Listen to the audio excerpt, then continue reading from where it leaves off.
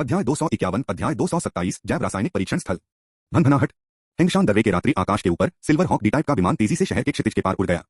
क्या हु लुशॉ को उस शोध संस्थान का स्थान सचमुच पता है या आप सिर्फ अनुमान लगा रहे थे? रास्ते में किकी बहुत उत्सुक थी। लिन शियान ने गहरी सांस ली। क्या तुमने ध्यान नहीं दिया कि उसके काफिले के सभी मुख्य वाहन मानक सु 65 बख्तरबंद वाहन थे? हालांकि उन पर रंग किया गया था। पहले तो मुझे लगा कि वे फेडरेशन के परिवहन जहाजों के वाहन हैं, लेकिन बाद में मुझे एहसास हुआ कि ऐसा नहीं था। दरअसल हु लुशॉ जिस बख्तरबंद वाहन का इस्तेमाल कर रहा था वह साइड फाउंडेशन रिसर्च इंस्टीट्यूट की हुआ शियाओलिंग के वाहन के मॉडल जैसा ही था। मैंने दिन में इस बात पर ध्यान दिया था और सोचा था कि यह महज एक संयोग है। अब उसके शिविर में कम से कम 4-5 ऐसे ही वाहन हैं, इसलिए यह महज एक संयोग नहीं है। अतः हु लुशॉ का उस साइड फाउंडेशन रिसर्च इंस्टीट्यूट से जरूर कोई न कोई संबंध है। यह सुनकर किकी ने थोड़ा भौहें चढ़ाते हुए कहा, यह शोध संस्थान तो बहुत रहस्यमय है। अगर हम इसके पास जाएंगे तो क्या हम मुसीबत में नहीं पड़ जाएंगे? लिन शियान ने सिर हिलाते हुए कहा। हु लुशॉ ने युनशियान परिवहन जहाज के दुर्घटनाग्रस्त होने से इनकार नहीं किया। वह मूल संघ से हैं और संघ के परिवहन जहाजों को भी ऐसी जगह की जानकारी नहीं है जिससे पता चलता है कि इस संस्था का संघ से या आज हम पर हमला करने वाले संगठन से कोई संबंध नहीं है। अब भाई हुआ और शूकिन गंभीर रूप से घायल हैं और उनके द्वारा दी गई मदद के अलावा कोई और रास्ता नहीं है। भावनात्मक दृष्टि से इस समय उसके पास हुआ शियाओलिंग की बात पर भरोसा करने के अलावा कोई चारा नहीं था। वे तटस्थ पक्ष थे और चाहे परिस्थितियां कैसी भी हों, जीवित रहने के लिए यही एकमात्र विकल्प था।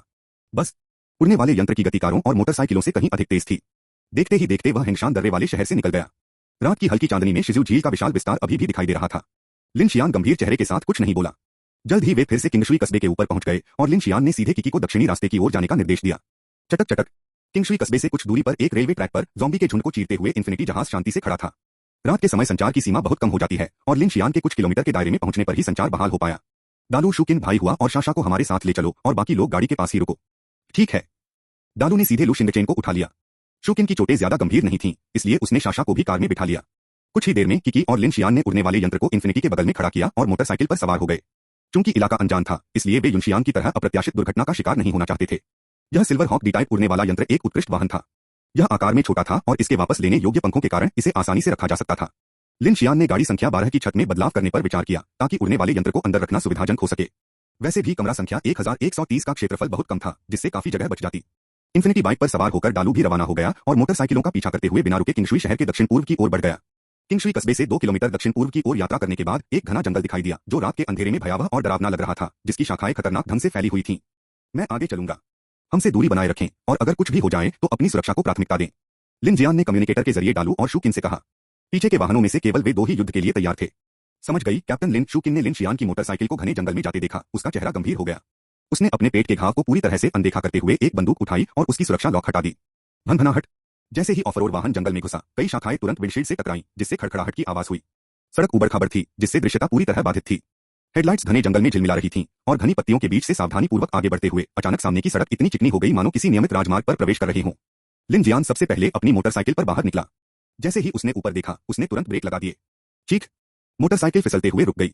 लिन शियान ने आश्चर्य से आगे देखा और रात के अंधेरे में एक छोटे से कस्बे की परछाई उभरती हुई दिखाई दी। और वह छोटा सा कस्बा लिन जियान को बहुत जाना पहचाना सा लगा। किंगशुई टाउन। अरे यह सचमुच है। किकी को भी उसी क्षण एहसास हुआ। लिन जियान का चेहरा गंभीर हो गया। नहीं, यह किंगशुई टाउन नहीं है। किंगशुई टाउन की तुलना में यहाँ सबसे बड़ा अंतर यह था कि क्षतिग्रस्त परिवहन जहाज कहीं भी दिखाई नहीं दे रहा था। इसके अलावा सभी सड़कें, घर और कस्बे की शैली बिल्कुल एक जैसी थी। यह सब क्या हो रहा है? 2 एक जैसे कस्बे कैसे हो सकते हैं? यह दृश्य देखकर किकी अवाक रह गई। पहले लिन शियान को लगा कि शायद वह गलत रास्ते पर आ गया है। काले जंगल से बाहर आने के बाद वे दूसरे शहर में कैसे पहुंच गए? ध्यान से देखने पर आखिरकार उसे कुछ नजर आया। सबसे अजीब बात यह थी कि इलाके की छानबीन करने पर कहीं भी ज़ॉम्बी नजर नहीं आए। रात के अंधेरे में पूरा किंगशुई कस्बा सन्नाटे में डूबा हुआ था। क्या यह नकली हो सकता है? लिन जियान ने कहा। चलिए पहले इसकी जांच कर लेते हैं। हो सकता है यह किसी तरह का धोखा हो। बस तभी डालू का वाहन घने जंगल से बाहर निकलते हुए जोरदार आवाज के साथ निकला। लिन शियान ने पीछे मुड़कर कम्युनिकेटर दबाया और पूछा, भाई हुआ और शाशा कैसे हैं? अच्छी बात नहीं है। शूकिन ने पीछे मुड़कर देखा। उसका चेहरा गंभीर था। भाई हुआ के घावों के भरने के कोई संकेत नहीं है और शाशा को निश्चित रूप से आंतरिक रक्तस्राव हुआ है और इस समय उसकी सांसें बहुत कमजोर हैं। अध्याय 252 अध्याय 227 जैव रासायनिक परीक्षण स्थल 2। मैं समझ गया। यह सुनकर लिन जियान का दिल बैठ गया। वह तनाव भरी निगाहों से सामने स्थित छोटे से कस्बे की ओर देखता है, जहां सड़कों पर हल्की धुंध छाई हुई है और मुख्य सड़क अजीब तरह से शांत है। मोटरसाइकिल धीरे धीरे कस्बे की ओर बढ़ती है, जो सुनसान और सन्नाटे से घिरा हुआ है। इंजन की गूंज सुनाई दे रही है। 2 बाइकों की नारंगी रोशनी अंधेरे के कुछ हिस्से को भेद रही है। जैसे जैसे वे करीब आते हैं, लिन जियान और किकी को यकीन होता जाता है कि वे जिस कस्बे को देख रहे हैं वह वास्तव में असली है। सड़क के दोनों ओर कई दुकानें और ठेले बाहर किंगशुई कस्बे की दुकानों से हूबहू मेल खाते हैं। लिन शियान ने कुछ जानी पहचानी जगहों पर विशेष ध्यान दिया और पाया कि सब कुछ बिल्कुल वैसा ही था। अंदर की मेजें और कुर्सियां, साइनबोर्ड, यहाँ तक कि मैनहोल के ढक्कन भी। अचानक भीतर से एक अजीब, दमनकारी और टूटी हुई सी भावना उमड़ पड़ी। शूकिन भी यही भावना साझा करती है, क्योंकि वे एक बार दिन में यहाँ आए थे और अब ऐसा भयावह दृश्य देखना उन्हें अविश्वसनीय रूप से अजीब लग रहा था। कैप्टन लिन, एक शहर बिल्कुल एक जैसा कैसे हो सकता है? शूकिन ने भौहें चढ़ाकर चारों ओर देखा। उसकी निगाहें बेहद आश्चर्यचकित थीं। इसे कृत्रिम रूप से दोहराया जाना चाहिए। लिन जियान को धीरे धीरे एक असामान्य आभा का अनुभव होने लगा। उसका चेहरा गंभीर हो गया। सभी लोग सावधान रहें। किकी लिन शियान की पिछली सीट पर बैठी है। एक भयावह और डरावनी आभा उसकी गर्दन में समा रही है, जिससे वह अनजाने में कांप रही है। वह फुसफुसाती है, मैं जहां भी देखती हूं, ऐसा लगता है कि वहां कोई इंसान नहीं है। लिन शियान थोड़ा असहज महसूस कर रहा था। उसे ऐसे गुप्त अनुसंधान संस्थान की उम्मीद नहीं थी और उसे समझ नहीं आ रहा था कि हु लुशॉ अंदर कैसे घुस गया। अब सोच रहा था कि काश उसने हुआ शियाओलिन के लिए संपर्क जानकारी या पता न छोड़ा होता, शायद इससे ये सारी परेशानी टल जाती। किकी ने कम्युनिकेटर का बटन दबाया और पहले से सेट किए गए प्रोग्राम ने एक बार फिर चेतावनी संकेत भेजा। आपके द्वारा स्थापित संचारक आसपास ही होना चाहिए, लेकिन स्थिति निर्धारण प्रणाली के बिना यह अनिश्चित है कि यह किस दिशा में है। हु लुशॉ ने कहा कि बिना निमंत्रण के प्रवेश संभव नहीं है। लिन शियान ने कार्ड निकालते हुए गंभीरता से कहा, मुझे नहीं पता कि इसे निमंत्रण माना जाएगा या नहीं। यह कितनी अजीब बात है कि एक शोध संस्थान इतनी अच्छी तरह से छिपा हुआ है। लिन जियान भी थोड़ा हैरान है। उसे दिन में दिखाई देने वाला गुंबद याद आता है और उसके मन में अभी भी डर का भाव बना हुआ है। ऐसा प्रतीत होता है कि यह एक बाहरी संरचना है जो दिन भर प्रकाश का अनुकरण करती है, जिसका पैमाना भूमिगत शहर की संरचनाओं से कम नहीं है, और यह सर्वनाश के दिन के बाद निर्मित संरचनाओं की तुलना में कहीं अधिक अविश्वसनीय है, क्योंकि किंगशुई शहर के आसपास निर्माण के कोई संकेत नहीं है। यह सोचते ही लिन जियान को अचानक एहसास हुआ कि उसने SIID फाउंडेशन संगठन को बहुत कम आंका था।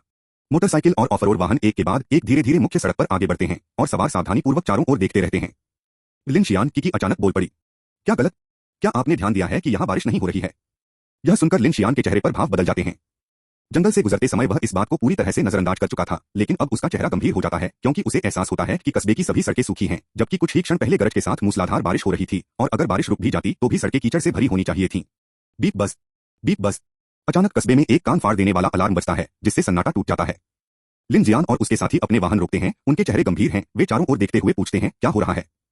ये तो किसी अलार्म की आवाज लग रही है, किकी गंभीरता से कहती है। ये तो बहुत अजीब लग रहा है। शहर की गलियों और संकरी सड़कों में, धुंधली गलियों में, बंद दुकानों के कोनों में, गहरी अंधेरी सड़कों में खतरे की गूंज सुनाई देती है। इसी क्षण अचानक एक रोबोटिक महिला की आवाज सुनाई देती है। किंगशुई टाउन टेस्ट साइट नंबर 3 पर 92वें जैव रासायनिक प्रयोग का अनुकरण शुरू होता है। फुफकार। आवाज के शांत होते ही कस्बे के हर कोने से और भी अधिक कोहरा फूट पड़ता है। परीक्षण स्थल। लिन जियान के चेहरे के भाव बदल जाते हैं। क्या हम अब उस शोध संस्थान के अंदर हैं? किकी आश्चर्य से कहती है। इसमें कोई हैरानी की बात नहीं कि बारिश नहीं हो रही है। शायद उनके शब्दों का जवाब देते हुए अगले ही पल आकाश में अचानक बिजली कड़कने लगी। शानदार। बिजली चमकती है, बादल उमड़ते हैं। शहर के नीचे आसन्न विनाश की आशंका धीरे धीरे बढ़ती जाती है। लिन जियान चारों ओर ध्यान से सुनती और देखती है। तभी अचानक उसे आगे अंधेरे में एक आवाज सुनाई देती है। क्या गलत? आगे कुछ होने वाला है, लिन जियान कहती है। यह सुनकर किकी तनावग्रस्त हो जाती है। वह अपना सिर घुमाकर पत्थर की तरह आगे देखने लगती है। अंधेरे में ऐसा प्रतीत होता है कि कोई चीज धीरे धीरे मोटरसाइकिल की रोशनी की ओर बढ़ रही है।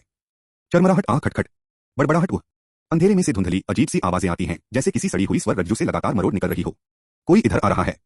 लिन जियान धीरे धीरे ब्लैक गन की ओर हाथ बढ़ाता है और घूरता है। ऐसा लगता है कि कोई लड़खड़ाते हुए मोटरसाइकिल की रोशनी की सीमा में प्रवेश कर रहा है, और अगले ही पल सभी की निगाहें बदल जाती हैं। जो आकृति सामने आती है वह अविश्वसनीय रूप से एक जुड़ी हुई आकृति है, जिसके विस्थापित अंग आपस में जुड़े हुए हैं, पूरी तरह से पीली है। दोनों सिर खून जैसे लाल रंग के खाली हैं, जिनमें कोई भी विशेषता दिखाई नहीं देती है। लिन जियान ने अपनी भौहें सिकोड़ी। क्या यह कोई ज़ोंबी है या कोई असामान्य शरीर, या शायद कोई मानवीय विसंगति? कितना घिनौना है, ये क्या चीज है? किकी को अपने सिर में खुजली महसूस होती है। उसकी भौहें सिकुड़ जाती हैं। कैप्टन लिन, पीछे देखो। इस समय शुकिन की आवाज कम्युनिकेटर के माध्यम से गूंजती है। अध्याय 253, अध्याय 227, जैव रासायनिक परीक्षण स्थल 3। लिन जियान और किकी लगभग एक साथ पीछे मुड़े, और जैसे ही वे मुड़े, उनके ठीक पीछे अंधेरे से एक जुड़ा हुआ राक्षस भी अपना विचित्र रास्ता बनाते हुए बाहर आ गया। यह जुड़ा हुआ राक्षस दो सड़े हुए ज़ोंबी की तरह दिखता था, जिसका पूरा शरीर हल्के भूरे रंग का था। छाती की हड्डियां फटी हुई थीं और अंग इस तरह बाहर निकले हुए थे मानो दो लोगों को एक साथ सिल दिया गया हो। यह दृश्य देखकर लिन शियान ने दृढ़ता से अपनी काली बंदूक निकाली और संचारक यंत्र दबाते हुए कहा, शुकिन, इमारत में कहीं न कहीं फाउंडेशन रिसर्च इंस्टीट्यूट का प्रवेश द्वार जरूर होगा। चलो हम अलग अलग होकर उसकी तलाश करते हैं, और अगर कुछ नहीं मिला तो 20 मिनट में उसी जंगल में वापस मिलते हैं जहां से हम अभी आए हैं। ठीक है। प्राप्त हुआ। ऑफ रोड वाहन में शुकिन और अन्य लोग अत्यधिक सतर्क रहे। बूम। लिन शियान ने एक्सीलरेटर को जोर से दबाया और मोटरसाइकिल तेजी से रफ्तार पकड़ते हुए वहीं गोल घूमने लगी। तुरंत ही उसने हाथ उठाया और पवन तोप से कई गोले दागे, जो सीधे उस जुड़े हुए राक्षस के सिर पर निशाना साध रहे थे। धड़ धड़ धड़।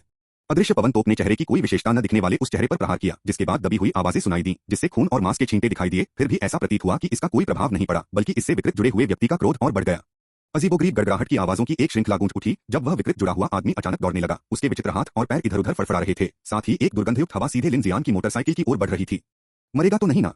लिन जियान ने जरा भी संकोच नहीं किया, अपने पावर आर्मर को सक्रिय किया और एक ही झटके में ब्लैक गन को लॉन्च कर दिया। विद्युत चुंबकीय इंजन एक तेज गूंज के साथ गूंज उठा और उसे एक काले तीर की तरह प्रक्षेपित किया। टकराना। उसी क्षण आक्रमणकारी संयुक्त पुरुष के सिरों में से एक सिर टुकड़ों में बिखर गया। उसकी गर्दन पर केवल त्वचा और नसें लटकी रह गईं, जिससे वह लड़खड़ा गया, लेकिन उसके अथक आक्रमण में कोई बाधा नहीं आई। उसी समय जुड़े हुए व्यक्ति के मुड़े हुए हाथ और धड़ अचानक फूलने लगे। ऐसा लग रहा था मानो वे फूल रहे हों, और उसके फटे हुए घावों और टूटी हुई गर्दन से घना काला धुआं निकल रहा था। लिन जियान को अशुभ संकेत का आभास हुआ। किकी। समझ गया।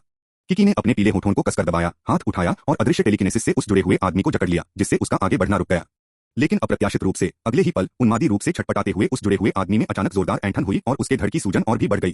टकराना। पल भर में ही उस दैत्य का ऊपरी आधा हिस्सा वहीं पर फट गया, जिससे घना काला धुआं निकला और साथ ही असंख्य काले भृंग बहती रेत की तरह बाहर की ओर बिखर गए।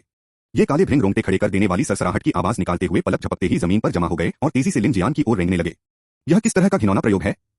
लिन जियान SIID फाउंडेशन रिसर्च इंस्टीट्यूट द्वारा किए जा रहे प्रयोगों को देखकर भयभीत और अचंभित थी। इन विचित्र चीजों को देखकर जो न तो ज़ॉम्बी थी और न ही मानवाकार पिशाच, वह पूरी तरह से भ्रमित हो गई। बस लिन जियान ने एक्सीलरेटर पर पैर रखा और तेजी से दाहिनी ओर मुड़ गया।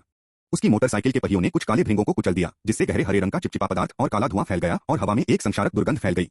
इसी क्षण पीछे से लाल रंग की सिलाई वाली आकृति लड़खड़ाते हुए ऑफ रोड वाहन की ओर बढ़ी। शूकिन ने रियरव्यू मिरर में देखा, तेजी से ब्रेक लगाए और तेजी से बाईं ओर मुड़ गई। Bang bang bang. मोटरसाइकिल सड़क पर तेजी से आगे बढ़ी। ठीक उसी समय सड़क किनारे की दुकानों के दरवाजे एक साथ खुल गए और अंदर से विचित्र मानवाकार प्राणी बाहर निकलने लगे। अब ऐसा लग रहा था मानो वह पूरा रहस्यमय छोटा कस्बा जीवंत हो उठा हो। अध्याय 254 अध्याय 228 उत्तरजीविता परीक्षण। भनभनाहट।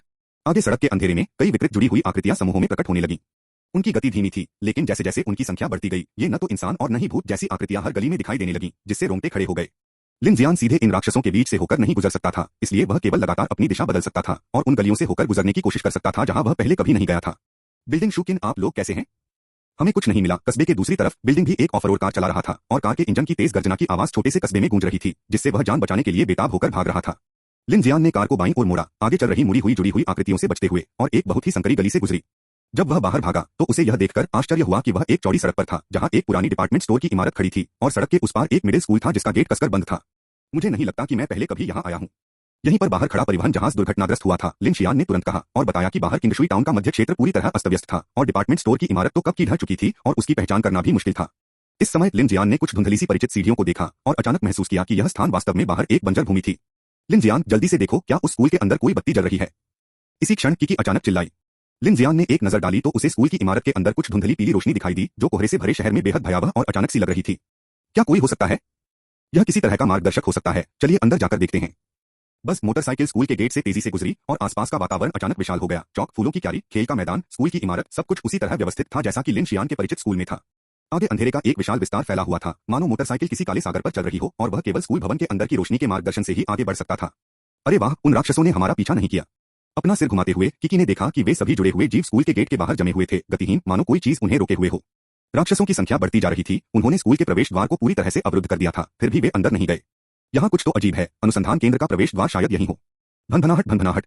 इसी क्षण बिल्डिंग ने ऑफरोड वाहन को सीधे उन जुड़ी हुई आकृतियों के बीच से चलाते हुए स्कूल में प्रवेश किया। लिन शियान ने पीछे मुड़कर देखा तो स्कूल के प्रवेश द्वार पर अजीबोगरीब आकार के प्रयोगात्मक जीव घनी भीड़ में जमा थे। दूर से देखने पर रात के अंधेरे में असंख्य विकृत आकृतियां वहां खड़ी थीं, जिन्हें देखकर रोंगटे खड़े हो जाते थे। ऐसा लगता है जैसे यहाँ कोई नहीं है। तो शायद हमें सही जगह मिल गई है, लिन जियान ने कहा। चीख। मोटरसाइकिल एक सुनसान स्कूल की इमारत के नीचे रुक गई, जहां जमीन पर तरह तरह की किताबें और कागज बिखरे पड़े थे और उसके पहियों से सरसराहट की आवाजें आ रही थीं। किकी, पहले मेरे साथ आकर देख लो। निर्माण कार्य चल रहा है, गाड़ी में ही रहो और प्रतीक्षा करो। ठीक है भाई शियान, बिल्डिंग ने तुरंत जवाब दिया। लिन जियान ने मोटरसाइकिल रोक दी, धुंधली रोशनी से जगमगाती स्कूल की इमारत को देखा और बिना देरी किए ब्लैक गन और इलेक्ट्रिक चाकू को उठाया और ऊपर जाकर जांच करने की तैयारी करने लगा। चूंकि यह एक परीक्षण स्थल है, इसलिए यहाँ एक सुरक्षित निकास होना चाहिए, संभवतः निगरानी उपकरण भी। लिन जियान और किकी एक के बाद एक दौड़ते हुए स्कूल भवन के मुख्य द्वार से अंदर घुस गईं। अंदर प्रवेश करते ही इमारत से उठती धूल की गंध उनके नाक में घुस गई। चारों ओर घना अंधेरा था। लिन शियान ने आसपास का जायजा लेने के लिए अपनी टॉर्च जलाई। पहले रोशनी दूसरी मंजिल पर थी, इसलिए उसने ऊपर जाने के लिए सीढ़ियां ढूंढनी शुरू कर दी। आसपास जल्दी ही उसे ऊपर जाने वाली सीढ़ियां मिल गईं और बिना समय बर्बाद किए वह ऊपर दौड़ने के लिए तैयार हो गया। लेकिन कुछ ही कदम चलने के बाद उसे महसूस हुआ कि कुछ गड़बड़ है। किकी। लिन जियान अचानक मुड़ी और देखा कि किकी गायब हो चुकी थी। आप कहाँ चले गए थे? वह वापस भागा, स्कूल भवन के मुख्य द्वार से फिर से अंदर घुसा और पाया कि बाहर सब कुछ घोर अंधेरा था। खेल का मैदान, चौक, गलियारा, बिल्डिंग की ऑफरोड कार, सब कुछ गायब हो गया था। उसका दिल बैठ गया। वह तुरंत पीछे मुड़ा। स्कूल भवन के प्रवेश द्वार के अंदर घना अंधेरा था। धिक्कार है, फिर से वही सब शुरू हो गया। लिन जियान को तुरंत रहस्यमय रेडियो 1542 के साथ हुई पिछली मुठभेड़ याद आ गई, जहां वह भी अचानक अपने मूल स्थान से गायब हो गया था और एक विशेष आवृत्ति क्षेत्र में फिर से प्रकट हुआ था। उसने कम्युनिकेटर पर बटन दबाया, चटक चटक की आवाज आई। ईयरपीस में केवल स्टैटिक की आवाज आ रही थी, कोई प्रतिक्रिया नहीं मिल रही थी। ऐसा लगता है कि संचार व्यवस्था भी ठप हो गई है। चटक चटक। उसी क्षण ईयरपीस में एक मशीनी महिला की आवाज सुनाई दी। श्रीमान लिन, कृपया चिंता न करें, आपके साथी का हमारे अनुसंधान केंद्र में चिकित्सा उपचार चल रहा है। लिन जियान ने भौहें चढ़ाकर पूछा, तुम कौन हो? हमारे फाउंडेशन के साथ सहयोग करने की आपकी क्षमता और समझ की पुष्टि करने के लिए तीसरे परीक्षण स्थल पर आपके लिए एक परीक्षण आयोजित किया जाएगा। इसमें 3 चरण हैं और सफलतापूर्वक पूरा करने पर फाउंडेशन और सर्वाइवर एलायंस के बीच सहयोग के नेता के रूप में आपको हमारे द्वारा तैयार किया गया एक विशेष उपहार प्राप्त होगा।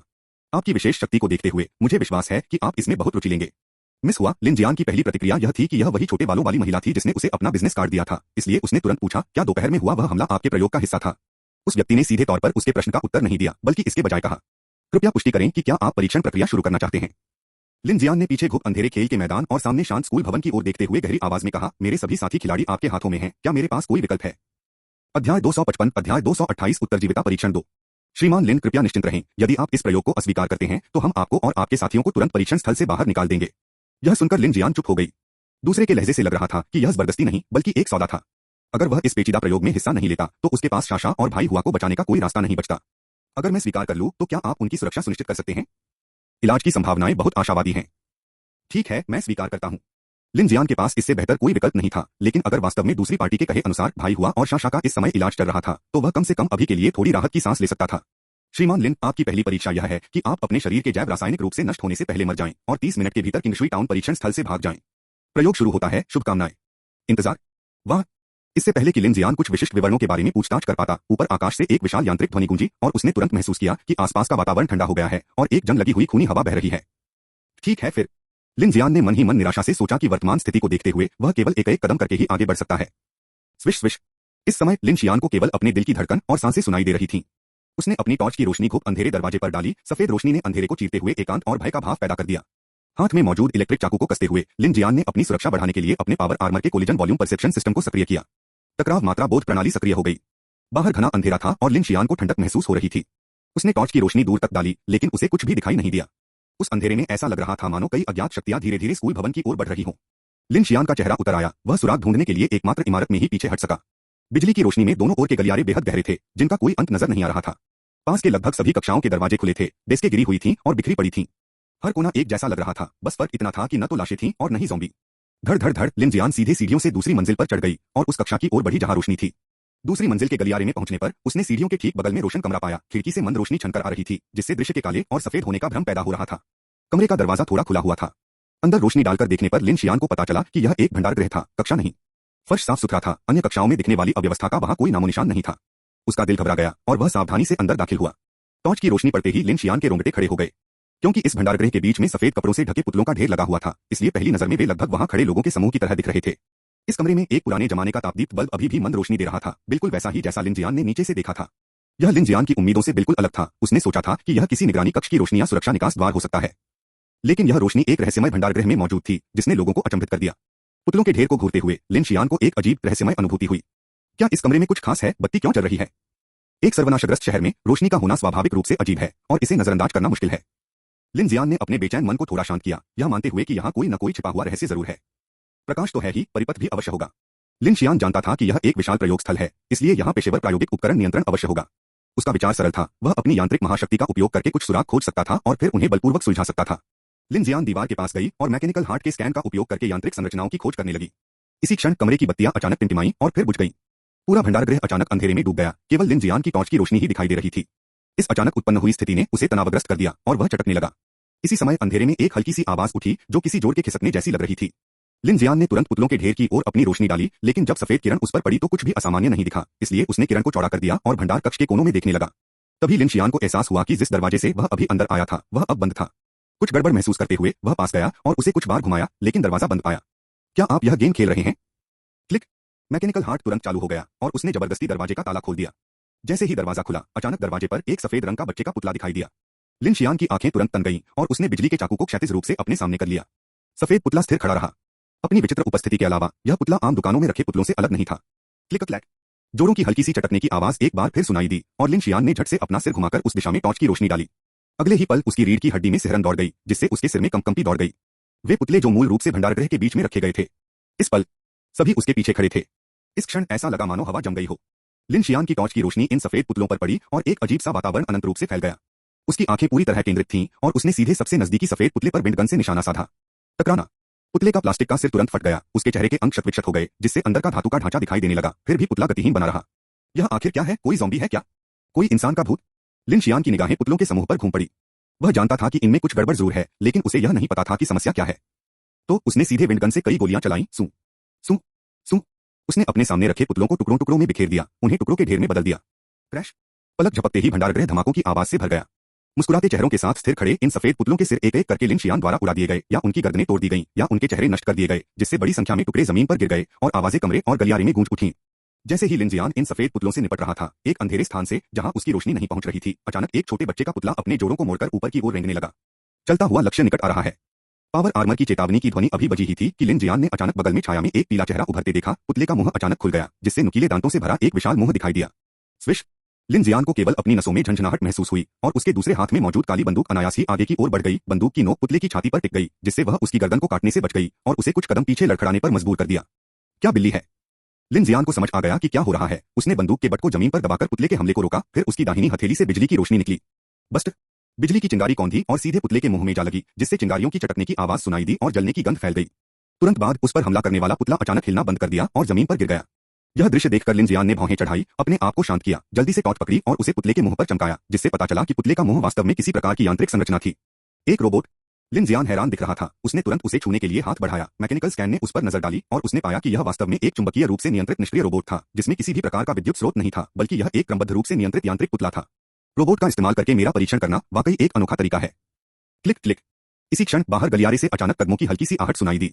अंधेरे में रुक रुक कर धीरे धीरे पास आता हुआ लिन जियान तुरंत उठ खड़ा हुआ। उसे पता था कि कुछ अजीब होने वाला है, इसलिए वह आगे बढ़ा, दरवाजा बंद किया और तुरंत स्टील के फ्रेम का ढेर बनाकर भंडारगृह के दरवाजे को पूरी तरह से सील कर दिया। फिर उसने एक शक्तिशाली रोशनी उत्पन्न की, उसके हाथ में बिजली की चिंगारियां चमक उठीं और सफेद रोशनी ने पूरे कमरे को रोशन कर दिया। इस कमरे में कुछ तो जरूर है।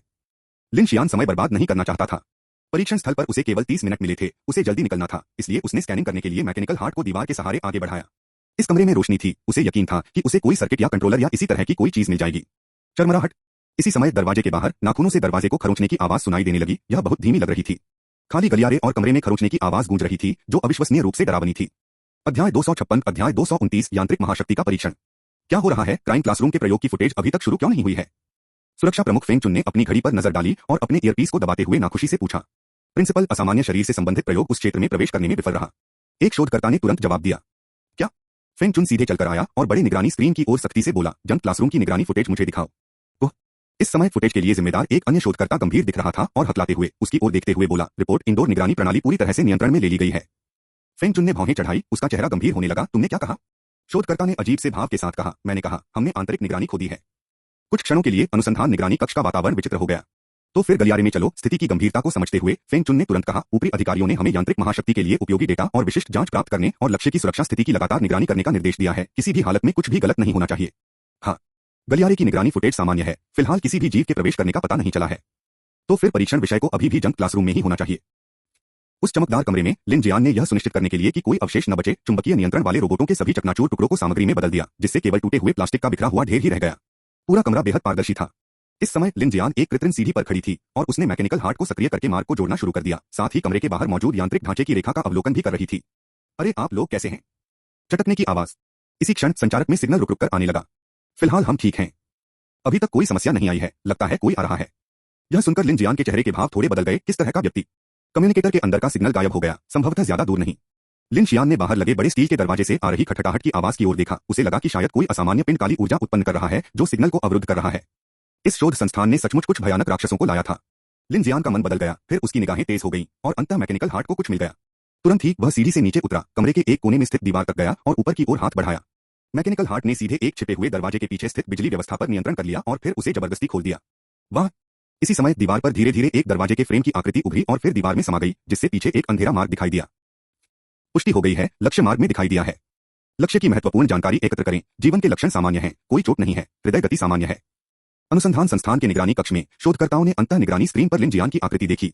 फेंग चुन ने उस आकृति को देखा, राहत की सांस ली, अपने ईयरपीस को दबाया और कहा, मार्ग को बंद करें और युद्ध शक्ति संबंधी डेटा एकत्र करने के लिए ज़ोंबी झुंड को छोड़ दें। पुष्टि हो गई है, ज़ोंबी झुंड को मार्ग में छोड़ा जा रहा है। अचानक घोर अंधेरे गलियारे में तेज रोशनी चमकी। लिन जियान ने अपनी आंखों को थोड़ा सा ढक लिया और जब उसने आंखें उठाईं तो खुद को एक बेहद लंबे सफेद गलियारे में पाया जो अंतहीन प्रतीत हो रहा था। उफ! कुछ ही कदम चलने के बाद उसे जमीन में हल्की सी कंपन महसूस हुई और उसी समय दूर से एक धीमी सी रोने की आवाज सुनाई दी। पीछे मुड़कर देखते ही लिन जियान ने पाया कि जिस दरवाजे को उसने जबरदस्ती खोला था वह फिर से बंद हो गया था, जिससे वापस लौटने का कोई रास्ता नहीं बचा था। इसलिए उसने अपनी निगाहें ऊपर उठाईं और ऊपर लगे कई छिपे हुए कैमरों को देखा। सावधान रहें, ज़ोंबी घनत्व को नियंत्रित करें, एक साथ बहुत अधिक दबाव न डालें, लक्ष्य के जीवित रहने को सुनिश्चित करना होगा। ठीक है, घनत्व फिलहाल स्तर 1 पर सेट है। फेंग चुन ने परीक्षण की तीव्रता को समायोजित किया, निगरानी स्क्रीन पर देखा और अचानक ध्यान दिया कि अंदर मौजूद व्यक्ति ने भी अपना सिर उठाया और निगरानी की दिशा में देखा, मानो आमने सामने की बातचीत हो रही हो। यह आदमी हमें किस नजरिए से देखता है? फेंग चुन ने भौहें चढ़ाते हुए तुरंत निर्देश दिया, ध्यान रहे, यदि निगरानी प्रणाली नष्ट हो जाती है तो लक्ष्य की गतिविधियों और महत्वपूर्ण जानकारी की पुष्टि अवश्य की जानी चाहिए। लेकिन उनके शब्द अभी पूरी तरह से सुने भी नहीं थे कि निगरानी स्क्रीन की बत्तियां अचानक बुझ गईं, जिससे पूरी स्क्रीन घोर अंधेरी हो गई। क्या हो रहा है? फेंग चुन ने तुरंत चिल्लाकर कहा। फिलहाल समस्या निवारण और पुष्टि की जा रही है। सर्किट सिस्टम पूरी तरह से सामान्य है, पसीना बहाते हुए एक शोधकर्ता ने कंप्यूटर चलाते हुए कहा। दादा। फिर निगरानी कक्ष से आ रही आवाज के कारण लगातार गोलियों की आवाजें सुनाई दी, जो उत्तरोत्तर तेज होती गईं। लक्ष्य सक्रिय है, जल्दी से प्रकाश व्यवस्था बहाल करें। टकराना। बोलने से पहले ही निगरानी कक्ष की बत्तियां फिर से जल उठीं और सबकी निगाहें उस ओर घूम गईं, जिससे पता चला कि वह गलियारा अब एक खूनी मंजर में बदल चुका था, जहां एक दर्जन से अधिक ज़ोंबी लाशें बिखरी पड़ी थीं और चारों ओर खून के छींटे पड़े थे, जबकि दूसरी तरफ लिन जियान के सामने किसी अज्ञात समय पर एक गाड़ी पर लगी हुई roller Gatling electric rotary machine gun दिखाई दी, जिसका धधकती हुई नली अभी भी भाप उगल रही थी। उसने इसे कहां से निकाला? यहाँ एक थैला भी क्यों है? इतनी बड़ी वस्तु को शरीर से बाहर नहीं निकाला जा सकता है ना? क्या इसमें किसी विशेष प्रकार की जगह की आवश्यकता हो सकती है? लक्ष्य की महाशक्ति के प्रदर्शन के तरीके और क्रियाओं की पुष्टि करो। क्या यह अचानक उत्पन्न हुई है, कहीं से ली गई है या रूपांतरित हुई है? फेंग चुन गुस्से से पसीना बहाते हुए बोला। अपनी निगाहें गड़ाए रखो, चाहे उसने इसे अपनी पैंट के क्रॉच से ही क्यों न निकाला हो। ध्यान से देखो कि उसने बाएं हाथ का इस्तेमाल किया है या दाएं हाथ का। जॉम्बी के झुंड के लिए तैयारी जारी रखें। प्रधानाचार्य जी, इस बार आप किस स्तर पर व्यवस्था करना चाहते हैं? अध्याय 257, अध्याय 229, यांत्रिक महाशक्ति का परीक्षण 2, अधिकतम स्तर। उफ। गलियारे में काफी दूर जाकर दोनों तरफ के अंधेरे दरवाजे एक साथ खुल गए। अनगिनत ज़ॉम्बी बेतहाशा बाहर निकल आए। ऐसा लग रहा था जैसे इन ज़ॉम्बी में किसी तरह का उत्परिवर्तन हो गया हो। वे पागलों की तरह प्रवेश द्वार पर खड़े लिन जियान की ओर दौड़ पड़े। वाह! गैटलिंग तोप की गर्जना गूंज उठी। लिन शियान ने लाशों के ऊपर से तोपों का रैक धकेलते हुए गोली चलाई और गलियारे से आगे बढ़ा। उसके सामने घनी आबादी में मौजूद ज़ॉम्बीज उसकी बारिश जैसी धातु की धार से छलनी हो गए। साधारण मानव शरीर इसे सहन नहीं कर सकते थे, खासकर एक बंद गलियारे में। गोलियां बिना किसी दबाव के मक्खन में गर्म चाकू की तरह आसानी से निकल गईं और उन्हें ढेर कर दिया। लिन जियान ने जरा भी समय बर्बाद नहीं किया। बंदूक रखने वाले रैक को धकेलते हुए और हाथ में बिजली का चाकू लिए हुए तेजी से आगे बढ़ा और जल्द ही रास्ते के अंत तक पहुंच गया। क्लैंग की आवाज के साथ लिन जियान ने एक लोहे का दरवाजा खोला और आगे बढ़कर एक काले गलियारे में प्रवेश किया, जो एक गोलाकार नली जैसा दिखता था, जो पहले के चमकदार गलियारे से बिल्कुल अलग था। लिन जियान ने छूने के लिए हाथ बढ़ाया। यांत्रिक हृदय खुल गया। फिर उसने भौहें चढ़ाई, तुरंत अंदर कदम रखा और तेजी से आगे बढ़ी। Click click. लिन शियान के कदमों की आहट अंधेरे गलियारे में गूंज रही थी। वह कुछ देर चलता रहा, रोशनी के फैलाव को देखता रहा, मानो वह कभी खत्म न हो, और स्थिति उसकी उम्मीदों से बिल्कुल अलग थी। जैसे जैसे वह आगे बढ़ता गया, जमीन पर पानी के धब्बे दिखने लगे। पानी लगातार इकट्ठा होता गया, जिससे पहले संगमरमर का फर्श सफेद टाइलों में बदल गया। छप छप। पानी की तेज आवाज गूंजी। लिन शियान ने अपने पैरों के नीचे सफेद टाइलों को देखा। उसे चुपचाप ऐसा लगा जैसे वह किसी स्विमिंग पूल में कदम रख चुका हो, और जैसे जैसे वह आगे बढ़ता गया, पानी धीरे धीरे कुछ सेंटीमीटर से बढ़कर उसके टखनों से ऊपर आ गया, और अंत में आगे के रास्ते की दीवारें गायब हो गईं। ऐसा लगा जैसे वह रास्ते के अंत तक पहुंच गया हो। लिन जियान ने भौहें चढ़ाई और आगे की ओर रोशनी लेने के लिए हाथ बढ़ाया, लेकिन पाया कि आगे घोर अंधकार का विशाल विस्तार था। लहरों की परतें दूर तक फैली हुई थीं। उसके सामने एक विशाल बंद स्विमिंग पूल था, जिसका खुला स्थान 1000 वर्ग मीटर से अधिक था, और चारों ओर की दीवारें साफ सफेद टाइलों से ढकी हुई थीं। पानी में लिन जियान के नीचे की जमीन अचानक कुछ मीटर आगे गायब हो गई। पूल में एक रेलिंग जैसी संरचना दिखाई दी, और उस संरचना के आगे दिखने में साफ और पारदर्शी पानी एक विचित्र काले रंग में बदल गया, जिसका कोई तल दिखाई नहीं दे रहा था। प्रकाश की रोशनी में काले पानी की सतह पर पानी की लहरों के साथ धीरे धीरे हिलता हुआ एक पीला स्विमिंग रिंग भी दिखाई दे रहा था। लिन जियान ने चारों ओर देखा और महसूस किया कि उसकी स्थिति के अलावा किनारे तक पहुंचने का कोई रास्ता नहीं था, क्योंकि वह सफेद टाइलों से ढकी ऊंची दीवारों से घिरा हुआ था। बर्फीली पानी की लहरें लिन जियान के टखनों पर उछल रही थीं, मानो उनमें एक अजीब सी ताकत हो जो उसे आगे गहरे कुंड में खींचने की कोशिश कर रही हो। यह जगह आखिर है क्या? इससे पहले उन्होंने इस मार्ग की छानबीन की थी और उन्हें कोई जटिल यांत्रिक संरचना नहीं मिली थी। इतनी दूर चलने के बाद कुछ भी न मिलने पर किसने सोचा होगा कि गलियारे के अंत में एक विशाल स्विमिंग पूल होगा? यह तो मानो नरक की ओर जाने वाला एक अंतहीन गहरा कुंड जैसा प्रतीत हो रहा था। अनुसंधान सुविधा निगरानी कक्ष में कर्मचारियों के चेहरे पर जटिल भाव थे। कुछ ने सुरक्षा निदेशक फेंग चुन की ओर मुड़कर देखा, जिनका चेहरा गंभीर था और वे कुछ हद तक अभिभूत प्रतीत हो रहे थे। डायरेक्टर फेंग, लक्ष्य ब्लैक पूल में प्रवेश कर चुका है। तुरंत ब्लैक एबिस नंबर 1 प्राणी को छोड़ो, बाढ़ शुरू करो, मार्ग को जलमग्न कर दो, फेंग चुन ने उग्र भाव से कहा। यह सुनकर सभी शोधकर्ता अवाक रह गए। यह काम करेगा? आदेशों का पालन करो, आज हमें लक्ष्य के बारे में महत्वपूर्ण जानकारी प्राप्त करनी होगी। समझ गया। शोधकर्मियों ने गंभीरतापूर्वक इस कठोर आदेश का पालन करना शुरू कर दिया। क्लैक की आवाज के साथ लिन जियान ने प्रकाश को फैलाने और एक व्यापक क्षेत्र को रोशन करने के लिए मार्ग के किनारे पर एक विस्तारित ब्रैकेट का निर्माण किया। साथ ही वह चांदी की रेलिंग के किनारे पर गया और पानी में झांकने का प्रयास किया। अचानक पानी के नीचे एक विशाल काली छाया कौंधी, जो सांप की तरह कुंडली मारती हुई घोर काली थी, जिससे एक गहरा उफान आया और पानी में लिन जियान के पैरों पर से गुजरते हुए मानो उसे नीचे खींचने की कोशिश कर रही हो। लानत है। इस भयावह दृश्य को देखकर लिन जियान सहज रूप से 2 कदम पीछे हट गया। उसके घबराए हुए कदमों से पानी के छींटे पड़े, जिसकी गूंज शांत वातावरण में सुनाई दी, जिससे एक अजीब सा एहसास पैदा हुआ। क्या नीचे कुछ है? समय बीतने के साथ साथ लिन शियान का चेहरा उदास हो गया और वह चारों ओर देखने लगा। उसे समझ नहीं आ रहा था कि यहाँ से कैसे निकले, इसलिए उसने ऊपर देखा और अंततः उसे गहरे तालाब से दर्जनों मीटर ऊपर एक चबूतरे जैसी संरचना दिखाई दी, जिसके पीछे एक छोटा सा काला दरवाजा था। उसी समय प्रकाश के नीचे लहरों के उछलने के साथ लिन जियान ने अपने सामने पानी के नीचे एक संकरा डूबा हुआ रास्ता देखा। इसे पथ कहना उचित नहीं होगा। यह पानी की सतह के नीचे गाड़े गए पतले खंभों की एक श्रृंखला थी, जिन पर सफेद टाइलें लगी हुई थीं। प्रत्येक खंभे पर मुश्किल से एक पैर रखा जा सकता था, और उनके बीच लगभग 1 मीटर का फासला था, जो दूर स्थित काले तालाब की ऊंची दीवार के किनारे तक फैला हुआ था, जहां दीवार से संकरी सीढ़ियां निकली हुई थीं। ऐसा प्रतीत होता था कि उसे पानी के नीचे स्थित इन खंभों पर चलना होगा, अथवा ब्लैक पूल की पानी की सतह के ऊपर से गुजरते हुए दूर छोर पर स्थित दीवार तक पहुंचना होगा, और फिर ऊपर चढ़ना होगा। प्रकाश के बिना वह अनिवार्य रूप से घोर अंधेरे में एक खाई के ऊपर टटोल रहा होगा, एक अज्ञात दिशा की ओर एक ध्रुव से दूसरे ध्रुव पर कूद रहा होगा। और उसके नीचे खंभे काले तालाब में फैले हुए थे, जिसका कोई स्पष्ट तल दिखाई नहीं दे रहा था, और ऐसा लग रहा था कि नीचे कुछ हिल रहा है। अध्याय 258 अध्याय 229 यांत्रिक महाशक्ति का परीक्षण 3 ये सब बातें कौन सोच सकता है। लिन जियान का दिल बैठ गया। सच कहें तो वह इस समय थोड़ा चौंक गया था। उस बंद स्थान में एक विशाल अजय गहरा कुंड था जो अंधेरा शांत और लहरदार था, जिसमें अज्ञात जलमग्न जीव तैर रहे थे, जिससे किसी व्यक्ति की मानसिक स्थिति में भारी गिरावट आ सकती है। उसी क्षण लिन जियान को अचानक एहसास हुआ कि जो काला पानी पहले उसके टखने पर था वह उसकी पिंडली तक चढ़ गया था, बर्फीला ठंडा और हड्डियों को भेदने वाला, और लहरें पूरे मार्ग में उमड़ रही थीं। क्या पानी का स्तर बढ़ रहा है? दूसरी ओर शोधकर्ताओं द्वारा रिकॉर्ड किए गए फुटेज में निगरानी लगभग हर कोने पर केंद्रित थी। पानी की सतह पर, संकरी सीढ़ियों पर, खंभों पर और ऊपर स्थित कूदने के मंच पर। ब्लैक वाटर के बढ़ने की गति लेवल 3 तक बढ़ गई है और समय की गणना के अनुसार लक्ष्य के पास सुरक्षित समय में दीवार के किनारे तक पहुंचने के लिए केवल 3 मिनट हैं, जिसके बाद हम लेवल 5 की जल वृद्धि गति को सक्रिय कर सकते हैं। महत्वपूर्ण संकेतों के आंकड़ों के अनुसार विषय की वर्तमान हृदय गति 105 तक बढ़ गई है, जो 110 को पार करने वाली है। महत्वपूर्ण संकेतों की निगरानी के लिए जिम्मेदार शोधकर्ता ने यह जानकारी दी। इस बार तो वो जरूर डर गया होगा। फेंग चुन ने राहत की सांस ली और मॉनिटरिंग स्क्रीन के नीचे बने रास्ते के प्रवेश द्वार को बड़ी उत्सुकता से देखने लगा। 3 मिनट में वो पानी में खड़ा भी नहीं हो पाएगा, उसके पास तैरने के अलावा कोई चारा नहीं बचेगा। एक विशाल जल पाइप की तरह फैला हुआ यह मार्ग विशाल गोलाकार गहरे कुंड के ठीक बीच में जाकर समाप्त होता था। फेंग चुन ने मार्ग और पाइप की दिशा में ध्यान से देखा, लेकिन कुछ देर बाद भी उसे लिन जियान के मार्ग से बाहर आने का कोई संकेत नहीं मिला। उसने तुरंत अपनी भौहें सिकोड़ लीं। क्या हो रहा है? वह अभी तक हिलना क्यों नहीं शुरू किया? पानी तो बढ़ गया है। पक्का नहीं कह सकते, पाइपलाइन के अंदर निगरानी का कोई पहलू नहीं है। हम क्या वह पीछे हट गया? नहीं, महत्वपूर्ण संकेतों की निगरानी करने वाले उपकरण अभी भी लक्ष्य की गतिविधियों पर नजर रख सकते हैं। लक्ष्य अभी भी परिदृश्य में मौजूद है। यह सुनकर फेंग चुन का चेहरा फिर से चिंतित हो गया। उसने अपनी घड़ी पर नजर डाली। 2 मिनट बचे हैं। अगर वह अभी तक रवाना नहीं हुआ तो उसे रास्ता बिल्कुल नहीं मिलेगा। इस समय शोधकर्ता असमंजस में था। क्या वह पानी के स्तर में वृद्धि का इंतजार करने और फिर उसके साथ ऊपर तैरने की योजना बना रहा होगा? असंभव, फेंग चुन ने दृढ़ता से कहा। काले पानी में प्रवेश करने पर 1 मिनट भी नहीं टिक पाएगा। काला रसातल नंबर 1 उसे निगल जाएगा। बचने का कोई रास्ता नहीं है। रास्ता पूरी तरह से डूबने में सिर्फ 1 मिनट बचा है, एक अन्य शोधकर्ता चिल्लाया। फेंग चुन का चेहरा एक बार फिर तनावपूर्ण हो गया। उसकी निगाहें गलियारे के अंत में स्थित उस स्थान पर टिकी हुई थीं, जहां काले पानी की एक तेज धारा पहले ही उमड़ चुकी थी, फिर भी किसी आकृति का कोई निशान दिखाई नहीं दिया। रिपोर्ट के अनुसार लक्षित व्यक्ति के शरीर का तापमान गिरने लगा है। हृदय गति 80 पर वापस आ गई है। धिक्कार है, आखिर हो क्या रहा है? फेंग चुन ने धीमी आवाज में बुदबुदाते हुए कहा और उसके चेहरे पर शिकन आ गई। तभी अचानक एक शोधकर्ता चिल्लाया, वह बाहर आ गया। कहा?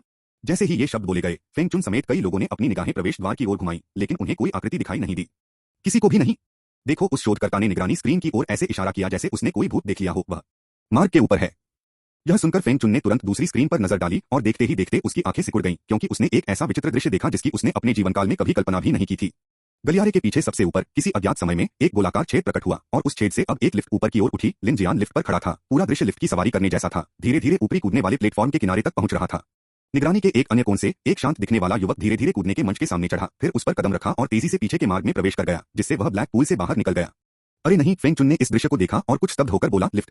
अप्रत्याशित रूप से लक्ष्य के गहरे पूल में कूदने और दीवार के पास बनी संकरी सीढ़ी से पानी के नीचे के राक्षस के हमले से पागलों की तरह बचने का दृश्य कभी घटित नहीं हुआ। और गलियारे के भीतर ऊपर की ओर जाती हुई लिफ्ट ने शोधकर्ताओं के एक समूह को स्तब्ध कर दिया। अगर लिन जियान उड़ भी जाती तो महाशक्तियों का अध्ययन कर रहे शोधकर्ताओं के लिए यह बात समझ में आने वाली होती। लेकिन यह लिफ्ट कहां से आई? निदेशक महोदय, लक्ष्य की यांत्रिक महाशक्ति हमारी समझ से कुछ भिन्न प्रतीत होती है, एक शोधकर्ता ने स्तब्ध होकर कहा। फेंग चुन स्तब्ध नजर आया। जवाब देने में काफी समय लगा, फिर गंभीर स्वर में बोला, मिस हुआ ने एक बार कहा था कि लक्षित व्यक्ति ने धातु के उपकरण बनाने की कुछ क्षमता प्रदर्शित की थी। बस यही की। धातु के उपकरण बनाना और हाथ से लिफ्ट और गैटलिंग गन बनाना पूरी तरह से अलग अवधारणाएं हैं। डायरेक्टर फेंग, लक्ष्य सर्वाइवल रूम में प्रवेश करने वाला है, कृपया पुष्टि करें कि किस मोड का उपयोग करना है। यह सुनकर फेंग चुन अचानक होश में आ गया। उसकी निगाहें लगातार इधर-उधर भटक रही थीं। फिर उसने दांत पीसते हुए कहा, चूंकि प्रतिद्वंदी के पास मशीनरी को नियंत्रित करने और बनाने की क्षमता है, इसलिए सर्वाइवल रूम के कमरा नंबर 3 को सक्रिय कर दो। भले ही प्रतिद्वंदी इसे भेज दे, फिर भी हम मूल्यवान जानकारी प्राप्त कर सकते हैं। हाँ, इस बिंदु पर शोधकर्ता ने सीधे कमांड इनपुट किया। इसी बीच लिन जियान गलियारे से आगे बढ़ते हुए जल्द ही सामने एक काफी रोशन कमरा देखा। स्विश स्विश, टॉर्च की रोशनी अंधेरे रास्ते में लहरा रही थी। लिन शियान हांफते हुए तेजी से आगे भागा। थोड़ी देर बाद रास्ता चौड़ा होता गया और तेज रोशनी दिखाई देने लगी। लिन शियान ने अपनी निगाहें केंद्रित की, तेजी से दौड़ा और बाहर निकल गया। जैसे ही लिन जियान उस विशाल चमकदार जगह में दाखिल हुआ, उसे कान में तेज झंझनाहट, सीने में दर्द हुआ और उसने गहरी सांसें ली। उसे अपने शरीर की बेचैनी महसूस करने का समय ही नहीं मिला। उसने तुरंत अपनी आंखों से अपने आसपास के वातावरण का अवलोकन किया। यह एक चमकदार सफेद विशाल कमरा था, जिसमें कुछ भी नहीं था, लेकिन फर्श और दीवारें सभी सफेद रंग में चमक रही थीं। अध्याय 259 अध्याय 229 यांत्रिक महाशक्ति का परीक्षण 4। दूर से देखने पर एक दरवाजा बेहद साधारण सा लग रहा था। लिन शियान सहज ही उसकी ओर बढ़ा, लेकिन उसे यह जानकर हैरानी हुई कि दरवाजे पर न तो हैंडल था और न ही चाबी का छेद, बस दरवाजे के आकार का एक ढांचा था। मस्त है। उसी क्षण दोनों ओर जमीन से इमारतें जैसी संरचनाएं उठने लगी। लिन शियान ने सावधानी से अपनी छुरी उठाई और पाया कि जो उठ रहा था वह हरे पारदर्शी तरल से भरा एक विशाल कक्ष था। दोनों ओर एक एक कक्ष था। जैसे जैसे तरल कक्ष धीरे धीरे ऊपर उठता गया, 2 अजीबोगरीब राक्षस दिखाई देने लगे। उनमें से एक गहरे हरे रंग का दानव था जो तारामछली जैसा दिखता था, जिसका शरीर व्यास लगभग 1 मीटर ही था, लेकिन वह स्टील की सुइयों जितनी पतली काली नुकीली संरचनाओं से ढका हुआ था, जो पूरे कक्ष को भर देती थीं। तारामछली के केंद्र में काली आंखें थीं, जो उसे बेहद विचित्र बनाती थीं। दूसरा जीव कुछ उस सफेद विशालकाय राक्षस जैसा दिखता था जिससे लिन शियान का सामना जियांग शहर में हुआ था, हालांकि आकार में काफी छोटा और पतले अंगों वाला था। वह तरल कक्ष के तल में डूबा हुआ था, अपने पैरों को पकड़े हुए था और उसका सिर घुटनों के नीचे दबा हुआ था। किसी कारणवश भले ही वह केवल अपने पैरों को पकड़े बैठा था, फिर भी उससे एक बेहद खतरनाक आभा निकल रही थी। यह दृश्य देखकर लिन शियान ने थोड़ा सा माथा सिकोड़ा। उसे यह समझने की जरूरत नहीं थी कि ये दोनों उसके देखने लायक बिल्कुल नहीं थे। बिना एक पल भी हिचकिचाए वह सीधे दरवाजे की ओर चल पड़ा। जैसे ही लिन शियान ने दरवाजे को छुआ, पूरे कमरे में लाल अलार्म बजने लगा। वू वू वू। काउंटरडाउन शुरू, 5 मिनट शेष। लिन शियान ने मुड़कर देखा तो पाया कि उस समय दोनों बड़े कक्षों में मौजूद हरा पारदर्शी तरल पदार्थ धीरे धीरे नीचे उतर रहा था, मानो कोई उल्टी गिनती चल रही हो। उसने तुरंत प्रतिक्रिया दी, अपने यांत्रिक हृदय को सक्रिय किया और दरवाजे की जांच शुरू कर दी। जैसे जैसे स्कैन आगे बढ़ा, लिन जियान की भौहें और गहरी होती गईं। यह वास्तव में एक दरवाजा था, लेकिन एक बेहद जटिल यांत्रिक संरचना वाला, जिसमें 12 यांत्रिक ताले लगे थे और प्रत्येक यांत्रिक संरचना दरवाजे के पीछे लगे 12 स्विचों से जटिल रूप से जुड़ी हुई थी।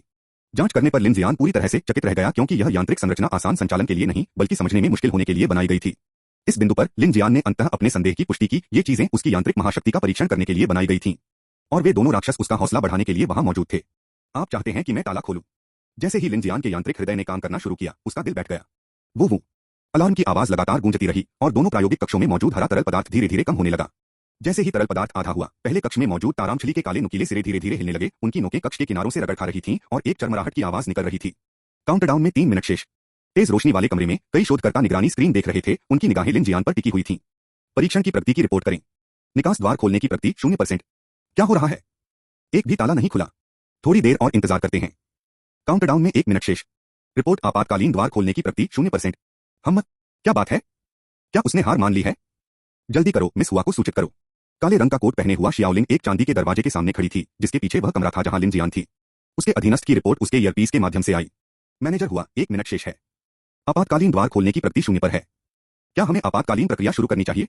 हुआ शियाओलिंग की आंखें नहीं हटी, वह चुप रही, बस सामने के बड़े दरवाजे को देखती रही। काउंटरडाउन में 10 सेकंड शेष। निकास द्वार खोलने की प्रगति 0%। अब इसे खोलना असंभव है। सुरक्षा प्रबंधक फेंग चुन का चेहरा भयानक रूप से पीला पड़ गया। चीख। कांच के कक्ष के अंदर हरा तरल लगभग समाप्त हो चुका था। विशालकाय तारामछली अपने कांटों को घुमाती रही, एक अजीब सी चीख निकालती रही और सफेद मानवाकार राक्षस ने धीरे धीरे अपना सिर उठाया।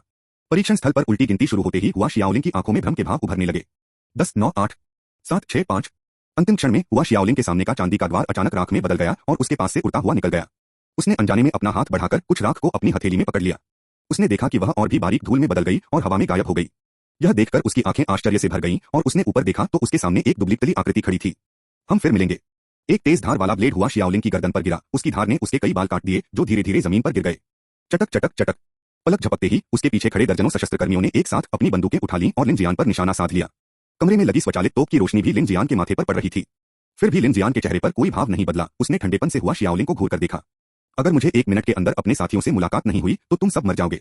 इस समय हुआ शियाओलिंग ने लिन शियान की ओर देखा। उसके चेहरे पर भय का कोई निशान नहीं था, बल्कि उसकी आंखों में एक हल्की सी लालसा और उत्सुकता झलक रही थी। उसने धीरे से अपना हाथ उठाया और उसके पीछे खड़े सभी लोगों ने अपने हथियार नीचे कर लिए। फिर उसने एक मोबाइल फोन निकाला और लिन शियान को दे दिया। वे सभी बहुत सुरक्षित हैं। लिन जियान ने भौहें चढ़ाते हुए सावधानी से उसे उठाया। उसे निगरानी फुटेज का एक हिस्सा मिला जिसमें दिखाया गया था कि इमारत और किकी एक कमरे में इंतजार कर रहे थे, जबकि दूसरे कमरे में लू शिंगचेन, शाशा और शुकिन मेडिकल केबिन में इलाज करा रहे थे। अध्याय 260। अध्याय 229 यांत्रिक महाशक्ति का परीक्षण 5। शुकिन को लगी चोटें सबसे मामूली हैं। उसके पेट का घाव संगठन की रक्त जमाव बंदूक से ठीक हो चुका है और एक डॉक्टर जैसा दिखने वाला व्यक्ति उसे बाहरी पट्टी बांध रहा है।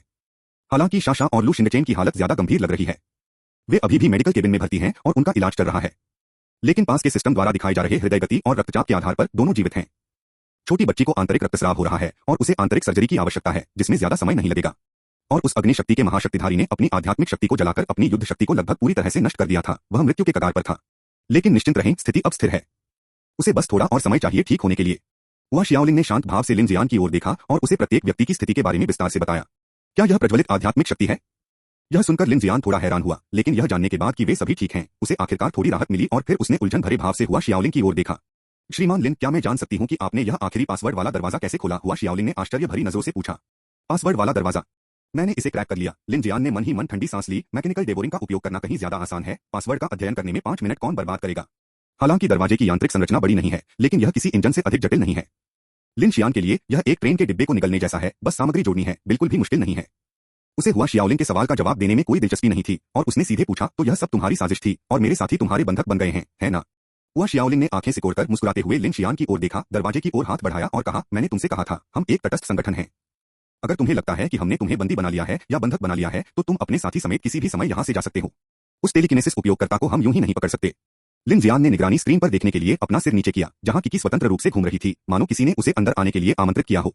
यह देखकर लिन जियान ने धीरे से अपने हाथ में मौजूद बिजली के चाकू को नीचे किया और उसकी निगाह हुआ शियाओलिंग की ओर मुड़ी। मुझे अपना मकसद बताओ और मैं यह भी जानना चाहता हूं कि आज हम पर हुआ हमला तुम्हारे संगठन से जुड़ा है या नहीं। मैंने आपसे कहा था हमारा लक्ष्य आपके साथ सहयोग करना है, हुआ शियाओलिंग ने कहा। लिन जियान ने व्यंग्य करते हुए कहा, अभी अभी जो तंत्र काम कर रहे थे उनसे ऐसा नहीं लग रहा था कि तुम मेरे साथ सहयोग करना चाहते हो। हुआ शियाओलिंग ने कंधे उचकाते हुए कहा, सबसे पहले हालांकि किंगशुई टाउन परीक्षण स्थल पर आपने अवैध रूप से अतिक्रमण किया था, मैं यह भी स्वीकार करती हूं कि हमने आपकी सहमति के बिना आप पर महाशक्ति परीक्षण किए और इसके लिए मैं माफी मांगती हूं। तो क्या आपको आज हम पर हुए हमले की जानकारी थी? लिन जियान ने पूछा। पूरा हेंगशान दर्रा और शिजू झील हमारे निगरानी क्षेत्र हैं, इसलिए हमें आपके साथ हुए हमले की जानकारी थी, हुआ शियाओलिंग ने बिना किसी संकोच के जवाब दिया। हम पर हमला करने वाले संगठन से आपका क्या संबंध है? लिन जियान ने हुआ शियाओलिंग की ओर देखते हुए पूछा। और अचानक पीछे हटना, क्या इसका भी आपसे कोई संबंध है? हुआ शियाओलिंग ने हल्की सी मुस्कान बिखेरी, अपने सभी अधीनस्थों को विदा करने के लिए हाथ उठाया और उन पूरी तरह से हथियारों से लैस सुरक्षाकर्मियों के चले जाने के बाद ही लिन जियान की ओर देखा। मैंने दूसरे पक्ष को केवल इतना ही बताया कि आप हमारे फाउंडेशन के प्रमुख सहयोगी लक्ष्यों में से एक हैं। दूसरा पक्ष? क्या आप न्यायालय की बात कर रहे हैं? लिन जियान ने सीधे पूछा। हुआ शियाओलिंग ने लिन शियान को हैरानी भरी नजरों से देखा, मानो वह इस बात से अचंभित थी कि लिन शियान को जजमेंट कोर्ट का नाम पता था, और फिर बोली, हाँ। लिन जियान ने भौहें चढ़ाते हुए कहा, तो तुम्हारा उनसे क्या रिश्ता है? वे तुम्हारी वजह से मुझे क्यों बख्शेंगे? लिन जियान की बातें सुनकर हुआ शियाओलिंग ने उसकी ओर देखा और अचानक हल्के से मुस्कुरा दी। इस मुस्कान ने लिन जियान को हैरान कर दिया। हुआ शियाओलिंग मुस्कुराई और लिन शियान की ओर देखते हुए बोली, श्रीमान लिन, क्या आप इस हमले से हैरान नहीं हैं? आपने किसी को नाराज नहीं किया है, फिर अचानक आप पर इतनी शक्तिशाली महाशक्ति संगठन का हमला कैसे हो सकता है? लिन जियान कुछ नहीं बोला, वास्तव में वह असमंजस में था। यह देखकर कि वह कुछ नहीं बोला, हुआ शियाओलिंग ने आगे कहा, उन्होंने हमारा पीछा करना हमारे चेहरे की वजह से नहीं, बल्कि हमारे रवैये की वजह से रोका। इसी तरह उन्होंने आप पर हमला आपके काफिले, आपकी या किसी और व्यक्ति की वजह से नहीं किया। अगर कोई और आपके जैसा ही रवैया और हरकतें दिखाता तो उसे भी यही अंजाम भुगतना पड़ता। तो आप अकेले पीड़ित नहीं हैं। लिन जियान थोड़ा उलझन में था। मुद्रा, प्रियाय, आपका इससे क्या मतलब है? बात सीधी सी है, हमारे संगठन के साथ सहयोग करना एक रुख है, फीनिक्स सोसाइटी के साथ सहयोग करना दूसरा। रुख से ज्यादा फर्क नहीं पड़ता, लेकिन अगर आपका कोई रुख है तो आपके कुछ मकसद या खतरे भी हो सकते हैं जो स्वाभाविक रूप से आपको विरोधी गुटों के लिए बाधा बना देते हैं। हुआ शियाओलिंग का चेहरा गंभीर हो गया और उसने लिन जियान की ओर देखते हुए कहा, उदाहरण के लिए क्या आप फीनिक्स सोसाइटी को कुछ सहायता प्रदान करने की तैयारी कर रहे हैं? यह सुनकर लिन जियान का चेहरा तुरंत गंभीर हो गया। वह वास्तव में फीनिक्स सोसाइटी को ढूंढने ही वाला था ताकि डार्क मार्क अनुसंधान डेटा उपलब्ध कराया जा सके और दुनिया भर के बचे हुए लोगों को एक साथ लाया जा सके। अवरोही गुट, अध्याय 261, अध्याय 230, झील अनुसंधान संस्थान। रात के आकाश के नीचे विशाल शिजू झील तारों की रोशनी में रहस्यमय रूप से शांत दिखाई दे रही थी और हल्की हवा से उसमें हल्की लहरें उठ रही थीं। हेंगशान दर्रे से रहस्यमय लहरों को चीरते हुए निकली इन्फिनिटी ट्रेन झील के किनारे पटरियों पर शांति से खड़ी थी। रात की हवा ठंडी थी क्योंकि युनजियांग मैदान ठंडा होने लगा था और डिब्बों के बीच के जोर से सफेद धुंध निकलने लगी थी। डिब्बों के अंदर रोशनी धीरे धीरे जगमगा रही थी और लोग लगातार गलियारों से गुजर रहे थे। गाड़ी संख्या 5 और उसके पीछे रक्षा गाड़ी में कई लोग गोलियां लोड और अनलोड कर रहे थे, जबकि गाड़ी संख्या 12 में PX-05 इंजीनियरिंग रोबोट 1130 हथियार स्टेशन के लिए गोला बारूद की श्रृंखला बिछाने में व्यस्त था। शोकिन और डालुओ प्रत्येक वैगन की स्थिति का निरीक्षण कर रहे थे। गाड़ी संख्या 3 में काले कनखजूरे द्वारा उत्सर्जित धुएं को सोख लेने वाले नरक के काले गुलदाउदी के फूल से हल्की चमक निकल रही थी। फूल के परागकोश में गहरे लाल रंग के धब्बे दिखाई देने लगे थे। काला निशान बनना शुरू हो गया है। दिंग जुनी ने हेल ब्लैक क्राइसेंथेमम में हो रहे बदलावों का ध्यानपूर्वक अवलोकन किया और अपने पीछे खड़े लिन जियान से कहा, स्टेशन पर बचे लोगों की प्रतिक्रियाओं को देखते हुए ऐसा लगता है कि हर कोई इस तथ्य को समझने के लिए पूरी तरह से तैयार या सक्षम नहीं है कि मनुष्यों को चिह्नित किया जा सकता है। ऐसा नहीं है कि वे इसे पहचानते नहीं हैं, बल्कि वे मुझे पहचानते ही नहीं हैं। लिन जियान ने कहा, प्रलय के समय लोगों के बीच विश्वास बहुत कम होता है, इसलिए मैं इस जानकारी को संप्रेषित करने के लिए फीनिक्स सोसाइटी का उपयोग करना चाहता था। दिंग जुनी ने ठंडे लहजे में जवाब दिया, इस चिन्ह के खतरे के मूल्य को प्रभावी ढंग से मापा नहीं जा सकता, नहीं इसे अन्य तरीकों से ठोस रूप से प्रदर्शित किया जा सकता है। सीधे शब्दों में कहें तो हम आपदा संयंत्र की लाल बत्ती के माध्यम से आगामी हमलों की तीव्रता का आकलन कर सकते हैं, लेकिन भले ही दूसरों को पता चल जाए फिर भी उन्हें रोकना मुश्किल है। लिन जियान ने सिर हिलाते हुए कहा, अंधकार में प्राणियों के खतरे को भांपना और प्रतिरोध में बंदूक उठाना सीखना सबसे महत्वपूर्ण है। अगर सभी को पता चल जाए कि मात्र भागने से असफलता ही मिलेगी तो प्रतिरोध की चिंगारी भड़क उठेगी। अच्छे शब्दों में कहें तो यह अपने ही रास्ते बंद करने जैसा है, सीधे शब्दों में कहें तो फंसा हुआ खरगोश भी काट लेता है। दिंग जुनी ने लिन जियान की ओर देखते हुए कहा, दिलचस्प बात यह है कि इससे हमें पूर्व की ओर भागने के लिए और अधिक विकल्प मिल सकते हैं। क्या आप यह कह रहे हैं कि मारना है या भाग जाना है? हाँ। लिन जियान ने कोई स्पष्ट जवाब नहीं दिया। मुझे चिंता है कि अगर डार्क मार्क का कोई निश्चित खतरा है तो भले ही कोई शक्तिशाली असामान्य शरीर के पीछा करने से बच जाए, अगली मुठभेड़ आसान नहीं होगी। दुर्भाग्य से स्टेशन पर मौजूद चिह्नित चारा से तो यही प्रतीत होता है। दिंग जुनी ने देखा कि लिन शियान कुछ निराशावादी लग रहा था और उसने कहा, विज्ञान को कठोर नहीं होना चाहिए, लेकिन तुम्हारी सोच तो पाठ्यपुस्तक से भी ज्यादा कठोर है। चढ़ाई वाले रास्ते में हमें जो निशान मिला और जियाझो शहर पहुंचने पर हमें बड़ी संख्या में असामान्य शरीर वाले जीवों का सामना करना पड़ा, इससे पता चलता है कि निशान की शक्ति भले ही बदलती रहे, लेकिन यह इस बात पर भी निर्भर करती है कि इस जंगल में कोई शक्तिशाली शिकारी छिपे हैं या नहीं। यह सुनकर लिन जियान की आंखें चमक उठीं और उसने आह भरते हुए कहा, अरे तुम सही कह रहे हो। दिंग जुनी ने अपना चश्मा ठीक करते हुए कहा, क्या आप मुझसे इसी बारे में बात करने आए थे? लिन जियान ने हल्की खांसी करते हुए कहा, नहीं, हमारे डार्क मार्क की जांच करने के अलावा मैं उस शोध संस्थान का पता लगाने की भी तैयारी कर रहा हूं। क्या आपको मेरे साथ चलने की जरूरत है? दिंग जुनी ने सीधे पूछा। लिन जियान ने सिर हिलाते हुए कहा, मैं पहले रोबोट को जांच के लिए भेजूंगा। अगर खतरे का स्तर ज्यादा नहीं है तो। अगर यह खतरनाक नहीं है तो मुझे भेजने की जरूरत नहीं है। दिंग जुनी ने गंभीरता से कहा, आप जानते हैं मुझे तो यही पसंद है। ठीक है, मैं समझ गया। लिन जियान तुरंत समझ गया और झट से मुड़कर गाड़ी नंबर 1 की ओर वापस चला गया और किकी को PX-05 रोबोट को संचालित करने के लिए तैयार करने लगा ताकि ड्रोन के साथ मिलकर पहले SIID फाउंडेशन प्रयोगशाला की आंतरिक स्थिति का निरीक्षण किया जा सके। वाह! वाहन की छत से 2 ड्रोन निकले, वहीं साथ ही साथ सतर PX-05 रोबोट भी डिब्बे नंबर 11 के दरवाजे से निकला और तेजी से किकी के नियंत्रण वाले परीक्षण स्थल की टूटी हुई छत की ओर बढ़ गया। अजीब है। डिब्बे नंबर 2 के सूचना केंद्र में किकी ने अपने सामने लगी निगरानी स्क्रीन को देखा और रोबोट को नियंत्रित करते हुए भौहें चढ़ाते हुए कहा, यहाँ कोई भी क्यों नहीं है? बाहर से देखकर पता नहीं चलता, भूमिगत अनुसंधान संस्थान में प्रवेश करना होगा, लिन जियान ने इस समय कहा। लेकिन ऐसा लग रहा है कि बड़े पैमाने पर लोगों को निकाला गया था। चेन सिक्सवान ने उलझन भरी नजरों से स्क्रीन की ओर देखा। असंभव। किकी ने संदेह भरी नजरों से कहा, इतना बड़ा शोध संस्थान, क्या वे सचमुच सिर्फ इसलिए खाली हो गए क्योंकि हम उनके यहाँ आए थे? लिन जियान ने उसके माथे पर एक थप्पड़ मारा और कहा, ध्यान केंद्रित करो। आह! किकी ने लिन शियान को गुस्से से घूरा, फिर रोबोट को चलाने पर पूरी तरह ध्यान केंद्रित किया। ऊंचाई से ड्रोन ने देखा कि किंगशुई टाउन का परीक्षण स्थल एकदम शांत था और PX-05 रोबोट धीरे धीरे उस रास्ते से अंदर चला गया जहां से लिन शियान पहले निकला था।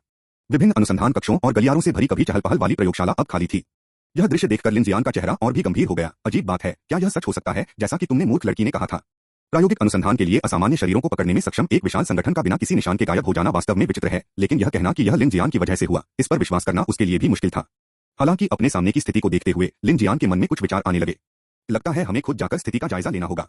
क्या यहाँ घात लगाकर हमला हो सकता है? शाशा ने इस मौके पर सवाल उठाया।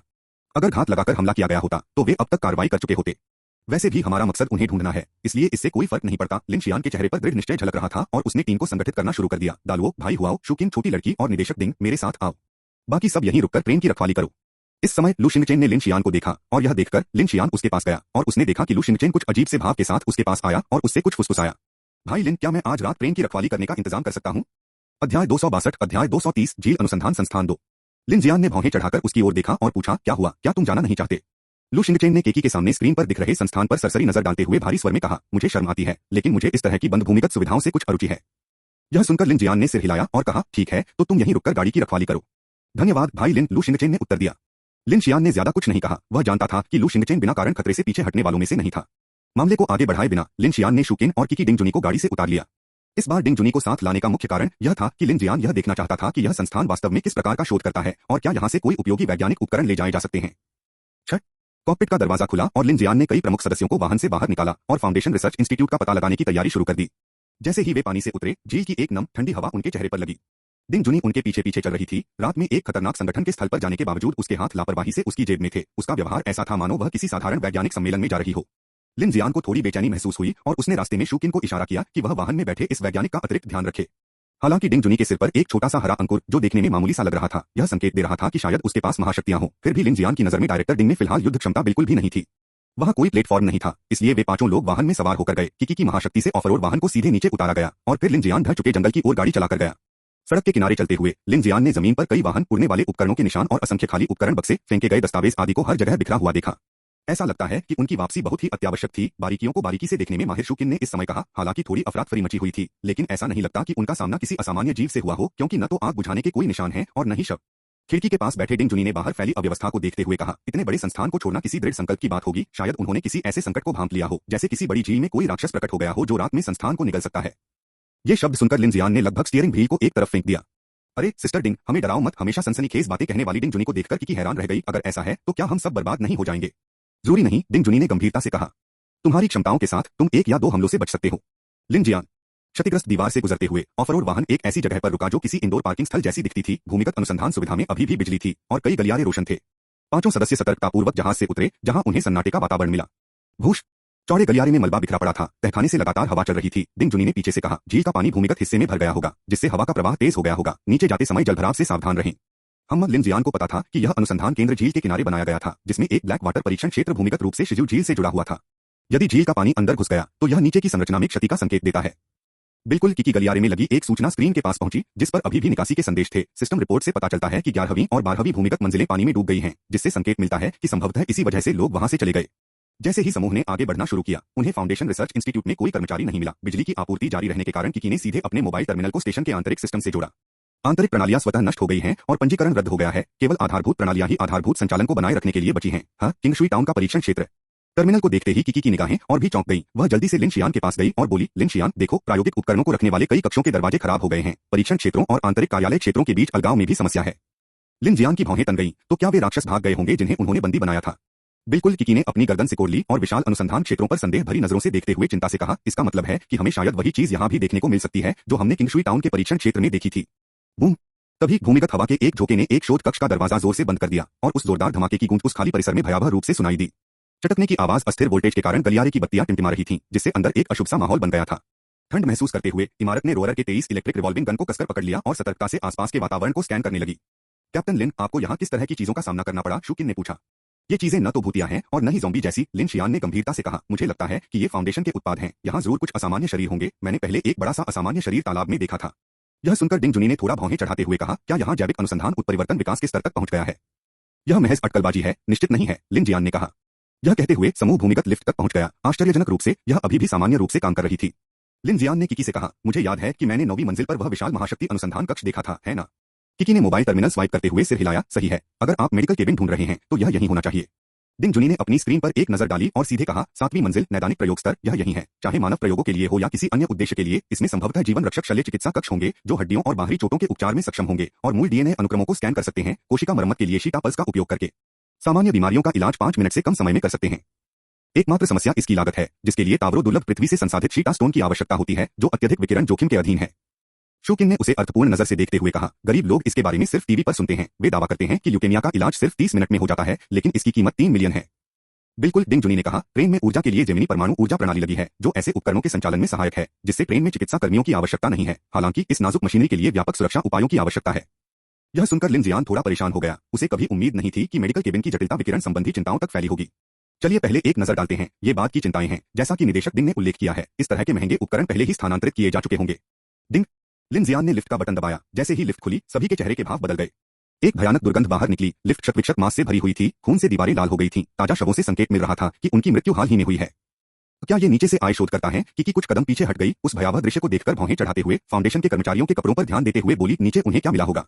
लिन जियान ने सरसरी नजर डाली और भौहें चढ़ाते हुए कहा, ऐसा लगता है कि उनके अपने ही प्रयोग के विषयों ने उनके भोजन देने वालों को खा लिया। अध्याय 263, अध्याय 231, जैव रासायनिक अनुसंधान पर। क्या नीचे की स्थिति जानने के लिए यहाँ की निगरानी प्रणाली तक पहुंचा जा सकता है? मैं उसे करने की एक कोशिश तो करूंगा। किकी ने मोबाइल टर्मिनल पर तुरंत कार्रवाई की और जल्द ही फ्लोर की ऑनलाइन निगरानी प्रणाली स्क्रीन पर दिखाई देने लगी। 11वीं 12वीं मंजिल और उससे नीचे के क्षेत्र ऑफलाइन हैं। किकी ने विभिन्न सार्वजनिक क्षेत्रों के निगरानी दृश्यों को बार-बार बदलते हुए दिखाया। वास्तव में नीचे बाढ़ आ रही है। बाकी मंजिलों का क्या? लिन जियान ने पूछा। एक भी व्यक्ति नहीं, किकी ने अपना सिर हिलाया। सटीक रूप से कहूं तो मुझे एक भी जीवित व्यक्ति नहीं दिखा और न ही कोई राक्षस दिखाई दिया। लिन जियान ने भौहें चढ़ाते हुए कहा, यह तो अजीब बात है, इन लोगों की मौत कैसे हुई? हो सकता है कि वे सबसे निचली मंजिलों से आए हों, जो निगरानी कैमरे में दिखाई नहीं देती। शूकिन लिफ्ट के किनारे पर झुककर देखने लगी। उसे पानी के कुछ धब्बे दिखे और फिर खड़ी हो गई। 2 संभावनाएं हैं, या तो ये लोग पानी भरने से पहले ही मर गए क्योंकि लिफ्ट पूरी तरह से सील बंद है और पानी अंदर नहीं आने दिया, या फिर लिफ्ट के अंदर किसी चीज ने उन्हें मार डाला।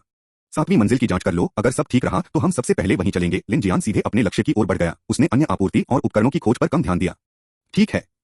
किकी तुरंत 7वीं मंजिल पर गई और खोजबीन शुरू कर दी। यह शोध केंद्र बहुत बड़ा है, जिसमें कई प्रकार के क्षेत्र हैं। गोपनीय शोध और आंतरिक मुख्य क्षेत्र अलग-अलग निगरानी प्रणालियों द्वारा नियंत्रित हैं, जिनका नियंत्रण आंतरिक रूप से होता है। मैं केवल सार्वजनिक क्षेत्रों की जांच कर सकती हूँ, लेकिन बोलते बोलते अचानक उसका चेहरा खिल उठा। अरे वाह, सच में एक जीवन रक्षक सर्जिकल मेडिकल केबिन है, एक शोध कक्ष के अंदर। वाह, यहाँ तो बहुत सारे उपकरण हैं, इन्हें कहीं ले जाया नहीं गया। लिन जियान ने पास जाकर देखा और वह भी उतनी ही आश्चर्यचकित हुई। बिल्कुल। आपातकालीन निकासी में आमतौर पर मुख्य अनुसंधान डेटा, उच्च स्तरीय संपत्तियां, मध्य स्तरीय संपत्तियां और नियमित संपत्तियां इसी क्रम में प्राथमिकता के आधार पर इस्तेमाल की जाती हैं।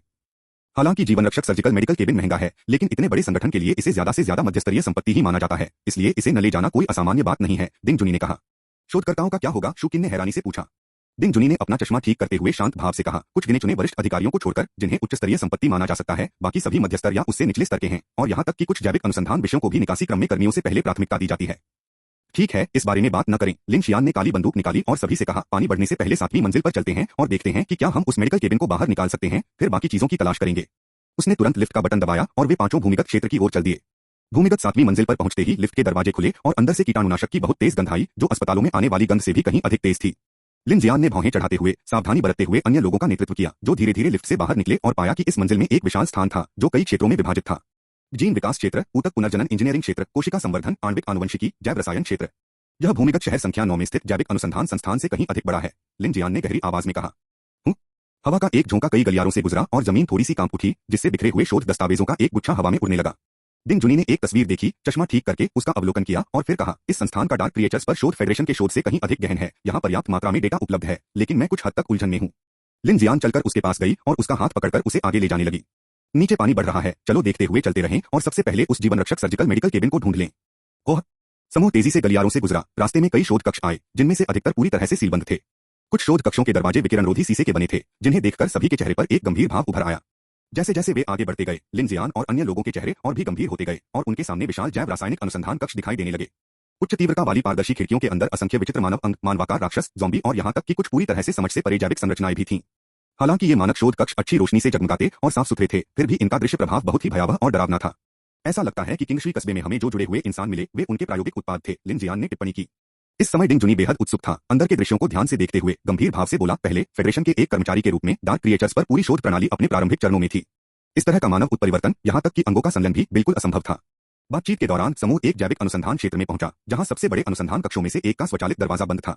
खिड़की से उन्होंने केंद्र में रखा एक सफेद चिकित्सा उपकरण देखा, जो किसी मानव शीत निद्रा उपकरण जैसा लग रहा था। यह लिन जियान की कल्पना से कहीं बड़ा था, जिसका वजन कम से कम 1 टन था। इतना ही। लिन शियान के चेहरे पर खुशी झलक रही थी। उसे इस बार इतनी आसानी से सब कुछ होने की उम्मीद नहीं थी।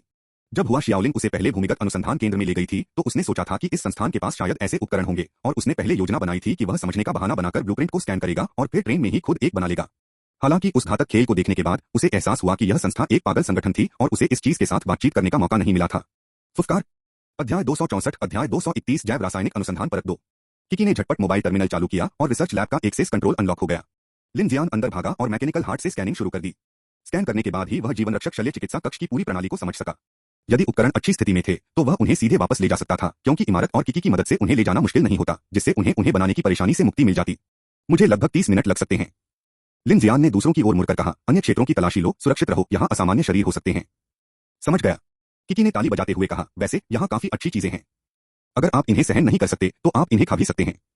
लिन जियान ने सिर हिलाते हुए कहा। मैंने भी यही सोचा था, लेकिन पहले हमें यह सुनिश्चित करना होगा कि कोई परेशानी न हो। झील का पानी भर जाने के कारण हमें केवल वही सामान ले जाना चाहिए जिसे हम सुरक्षित रूप से ले जा सकें। तो फिर हमें दूसरी मंजिलों पर जाना होगा, किकी ने मोबाइल टर्मिनल पर भौहें चढ़ाते हुए कहा। देखो, 5वीं मंजिल पर विशेष हथियार उपकरण क्षेत्र है, और 9वीं मंजिल, जहां हम पहले भी जा चुके हैं, मुख्य मंजिल लगती है। वहां इतना बड़ा अनुसंधान कक्ष है, वहां कई उपयोगी चीजें मिल सकती हैं। लिन शियान जानता था कि किकी एक मेचा को वापस पाने के लिए उत्सुक है, इसलिए उसने शुकिन और डालुओ से कहा, ठीक है, तुम तीनों 9वीं मंजिल पर जाओ। निदेशक डिंग यहीं रुकेंगे। ज्यादा इधर उधर मत फैलो। अगर हमें लगभग 30 मिनट में पता चल जाता है कि जीवन रक्षक सर्जिकल मेडिकल केबिन ठीक है, तो हम सबसे पहले उस पर कब्जा कर लेंगे, ताकि मुख्य लक्ष्य को न छोड़ना पड़े। तुम कुछ ज्यादा ही सतर्क हो रही हो, किकी ने आंखें सिकोड़कर मुस्कुराते हुए कहा। मैंने निगरानी में कोई राक्षस नहीं देखा, मुझे लगता है कि अगर कोई होंगे भी तो वे नीचे पानी में ही होंगे। लिन जियान ने उसे घूरकर देखा और कहा, जल्दी जाओ, ज्यादा बातें मत करो, सुरक्षित रहो। संसाधनों की खोज के मामले में लिन जियान के पास अब एक स्पष्ट दिशानिर्देश था। मुख्य लक्ष्य को पहले सुरक्षित करना होगा, उसके बाद ही गौण लक्ष्यों पर ध्यान देना होगा। अज्ञात क्षेत्रों में जाने से कई बदलाव आ सकते हैं, और लालच अक्सर बड़ी मुसीबत का कारण बनता है। इस जीवन रक्षक सर्जिकल मेडिकल केबिन के बारे में लिन शियान लंबे समय से सोच रहा था। पहले वे छोटी बड़ी चोटों के लिए पट्टियों पर निर्भर रहते थे। सौभाग्य से किकी की घटना को छोड़कर टीम में कोई भी सदस्य गंभीर रूप से घायल नहीं हुआ था, लेकिन यह मुद्दा लिन शियान के मन में खटक रहा था। उन्हें पता था कि काफिले के कई सदस्य घायल हो गए हैं। इसके अलावा अंधेरे में हुए आक्रमण की समस्या भी थी, जिसने काफिले के संचालन और उपचार पर काफी बोझ डाला था।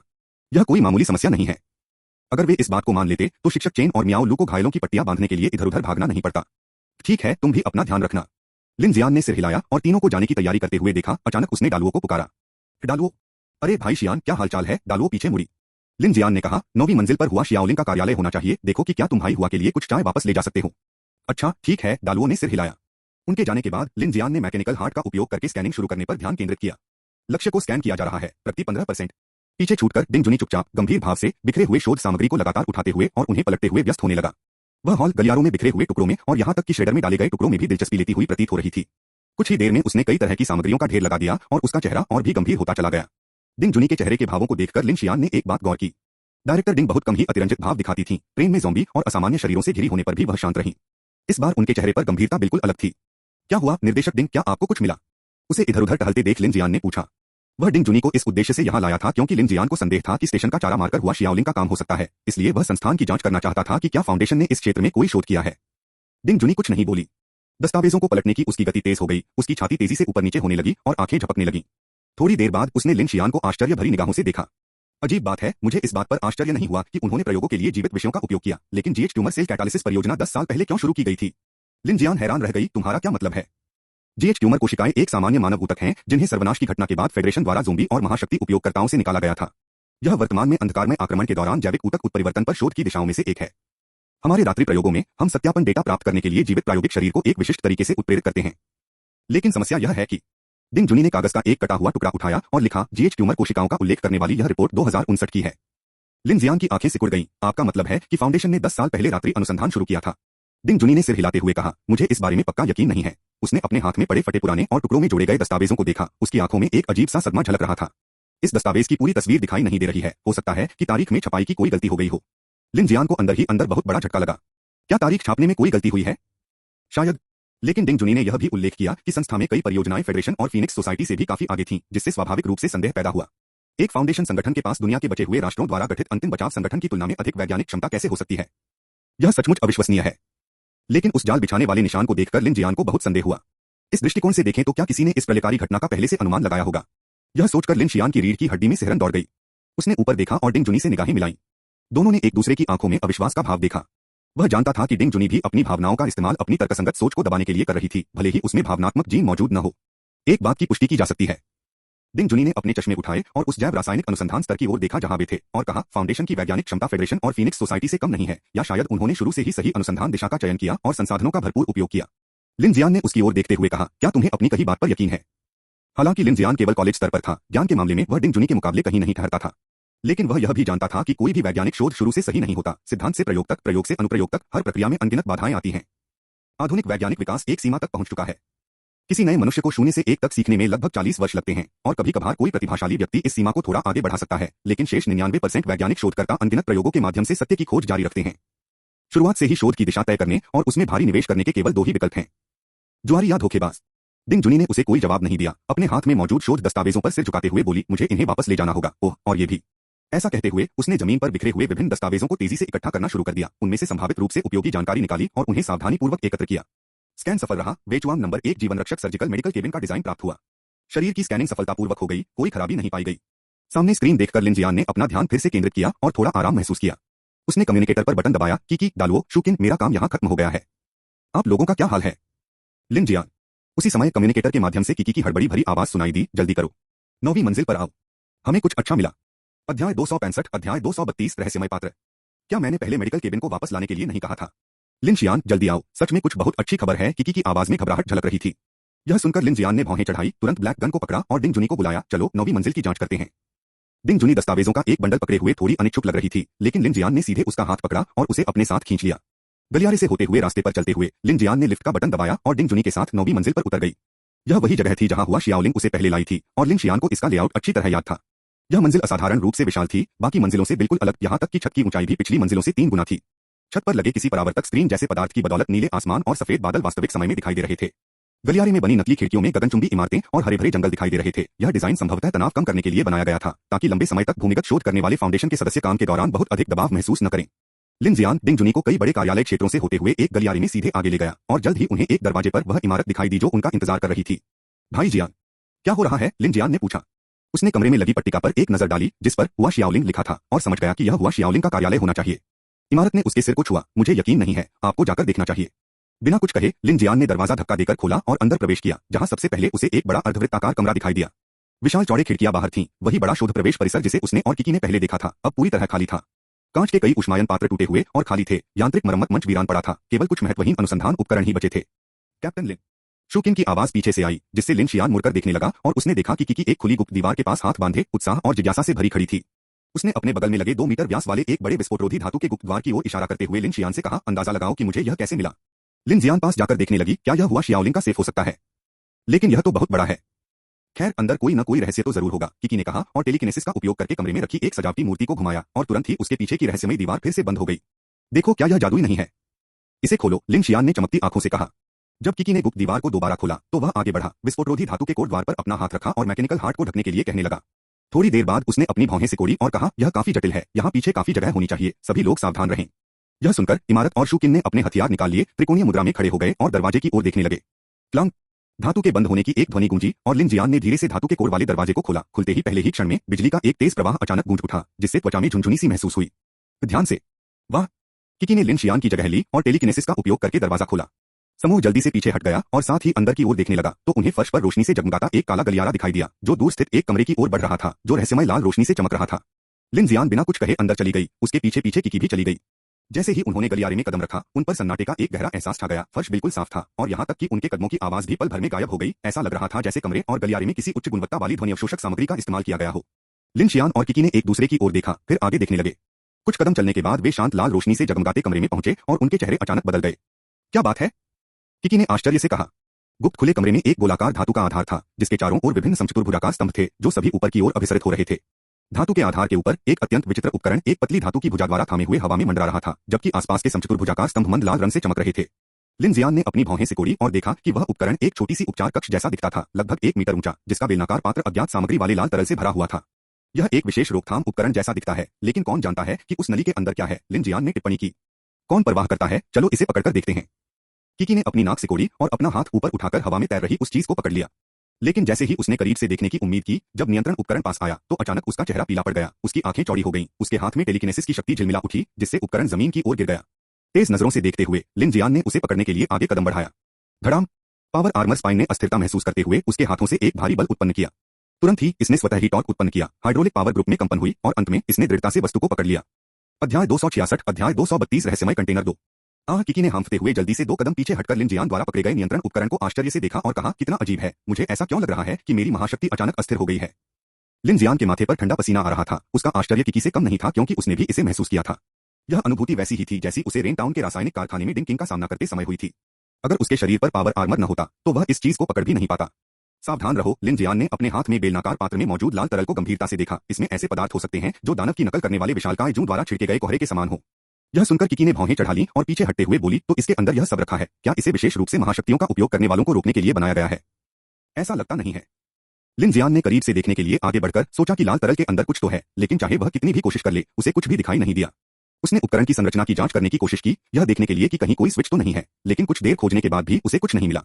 इसलिए उसने गहरी सांस ली और स्कैनिंग विधि के माध्यम से यह समझने की कोशिश करते हुए कि यह चीज क्या है, मैकेनिकल हार्ट का उपयोग करने का प्रयास किया। स्कैन पूर्ण, अज्ञात डिवाइस 03 ब्लूप्रिंट प्राप्त हुआ। अप्रत्याशित रूप से उपकरण को आसानी से सफलतापूर्वक स्कैन कर लिया गया, लेकिन ब्लूप्रिंट किसी उपयोगी उपकरण का नहीं था। लिन जियान ने स्कैनिंग के माध्यम से पता लगाया कि यह वास्तव में एक स्वचालित संरोधक पात्र था, जिसे अनलॉक करने के लिए पासवर्ड की आवश्यकता प्रतीत होती थी। लिन शियान के दिल में सिहरन दौड़ गई और उसने तुरंत अपनी हथेली से एक चाप छोड़ा। पलक झपकते ही लाल रंग के नियंत्रण उपकरण के ऊपर एक होलोग्राम स्क्रीन दिखाई दी। कृपया मैट्रिक्स पासवर्ड दर्ज करें। किकी और लिन जियान ने यह सब होते हुए देखा और उनकी नजरें मिली। क्या इसे पासवर्ड की जरूरत है?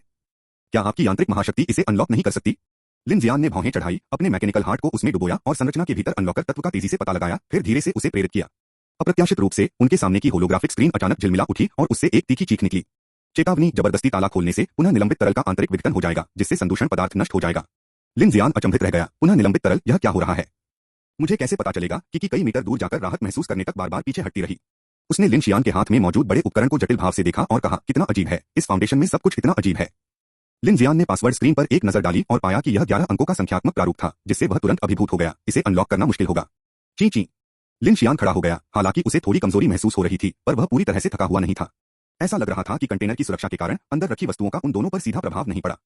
क्या तुम भी इसे अनलॉक नहीं कर सकते? लिन जियान को अनलॉक करने में असफल देखकर किकी ने तुरंत पूछा। लिन जियान ने अपना सिर हिलाया और धीरे से उस सुरक्षा उपकरण को जमीन पर रखते हुए कहा, यह चीज बहुत नाजुक है और इसमें चोरी रोधी प्रणाली है, इसे जबरदस्ती खोलना परेशानी भरा हो सकता है। तो क्या करें? इसे छोड़ दो, लिन जियान ने ताली बजाते हुए कहा। इसे छोड़ दें? किकी ने हैरानी से पूछा। अरे, यह चीज इतनी सावधानी से छिपाई गई है, यह जरूर कोई अतिगुप्त वस्तु होगी, इसे क्यों छोड़े? लिन जियान उदासीन था। पूरे अनुसंधान संस्थान को खाली करा लिया गया है, तो वे इस अति गोपनीय वस्तु को अपने साथ क्यों नहीं ले गए? इसके अलावा हम यह भी नहीं समझ पा रहे हैं कि यह क्या है और यह मानव कार्यों को बाधित करता है। अगर इसे खुला छोड़ दिया जाए तो यह खतरनाक हो सकता है। तो इसे छोड़ने के अलावा हमारे पास और क्या विकल्प है? तो लिन शियान के शब्दों ने किकी को एक पल के लिए अवाक कर दिया। फिर उसने कहा, ठीक है, जैसी तुम्हारी मर्जी। लिन जियान ने राहत की सांस ली और किकी को इशारा किया, चलो चलते हैं। उसने जमीन पर पड़े रोकथाम उपकरण पर एक नजर डाली और किकी के पीछे कमरे से निकलने की तैयारी की। उसे जरा भी अंदाजा नहीं था कि जैसे ही लिन जियान गलियारे के प्रवेश द्वार पर पहुंचा, उसका यांत्रिक हृदय अचानक अनियंत्रित रूप से धड़कने लगा। यांत्रिक हृदय सक्रिय हो जाओ। यांत्रिक हृदय सक्रिय हो जाओ। यांत्रिक हृदय सक्रिय हो जाओ। Boom boom. क्या हो रहा है? लिन जियान मन ही मन सोचने लगा। आखिर उसका यांत्रिक हृदय अचानक क्यों चलने लगा? वाह! लिन जियान के दिमाग में किसी विशालकाय इंजन जैसी आवाज गूंज उठी। लिन जियान। उसके कान के पास एक गहरी यांत्रिक गर्जना गूंजी, जिससे लिन शियान का शरीर कांप उठा, मानो उसके सारे बाल खड़े हो गए हों। उसने अचानक पीछे मुड़कर देखा तो पाया कि विशाल नियंत्रण उपकरण से हल्की लाल रोशनी निकल रही थी। लिन जियान। लिन जियान। उसके कानों में गूंजने वाली आवाज धीरे धीरे कम हो गई और दूर से किकी की आवाज पास आने लगी, जिससे लिन जियान अपनी स्तब्ध अवस्था से बाहर आ गया। उफ! लिन जियान अब ठंडे पसीने से भीग चुका था। अपने बगल में आश्चर्यचकित खड़ी किकी की ओर देखते हुए बोला, क्या तुमने वह आवाज सुनी?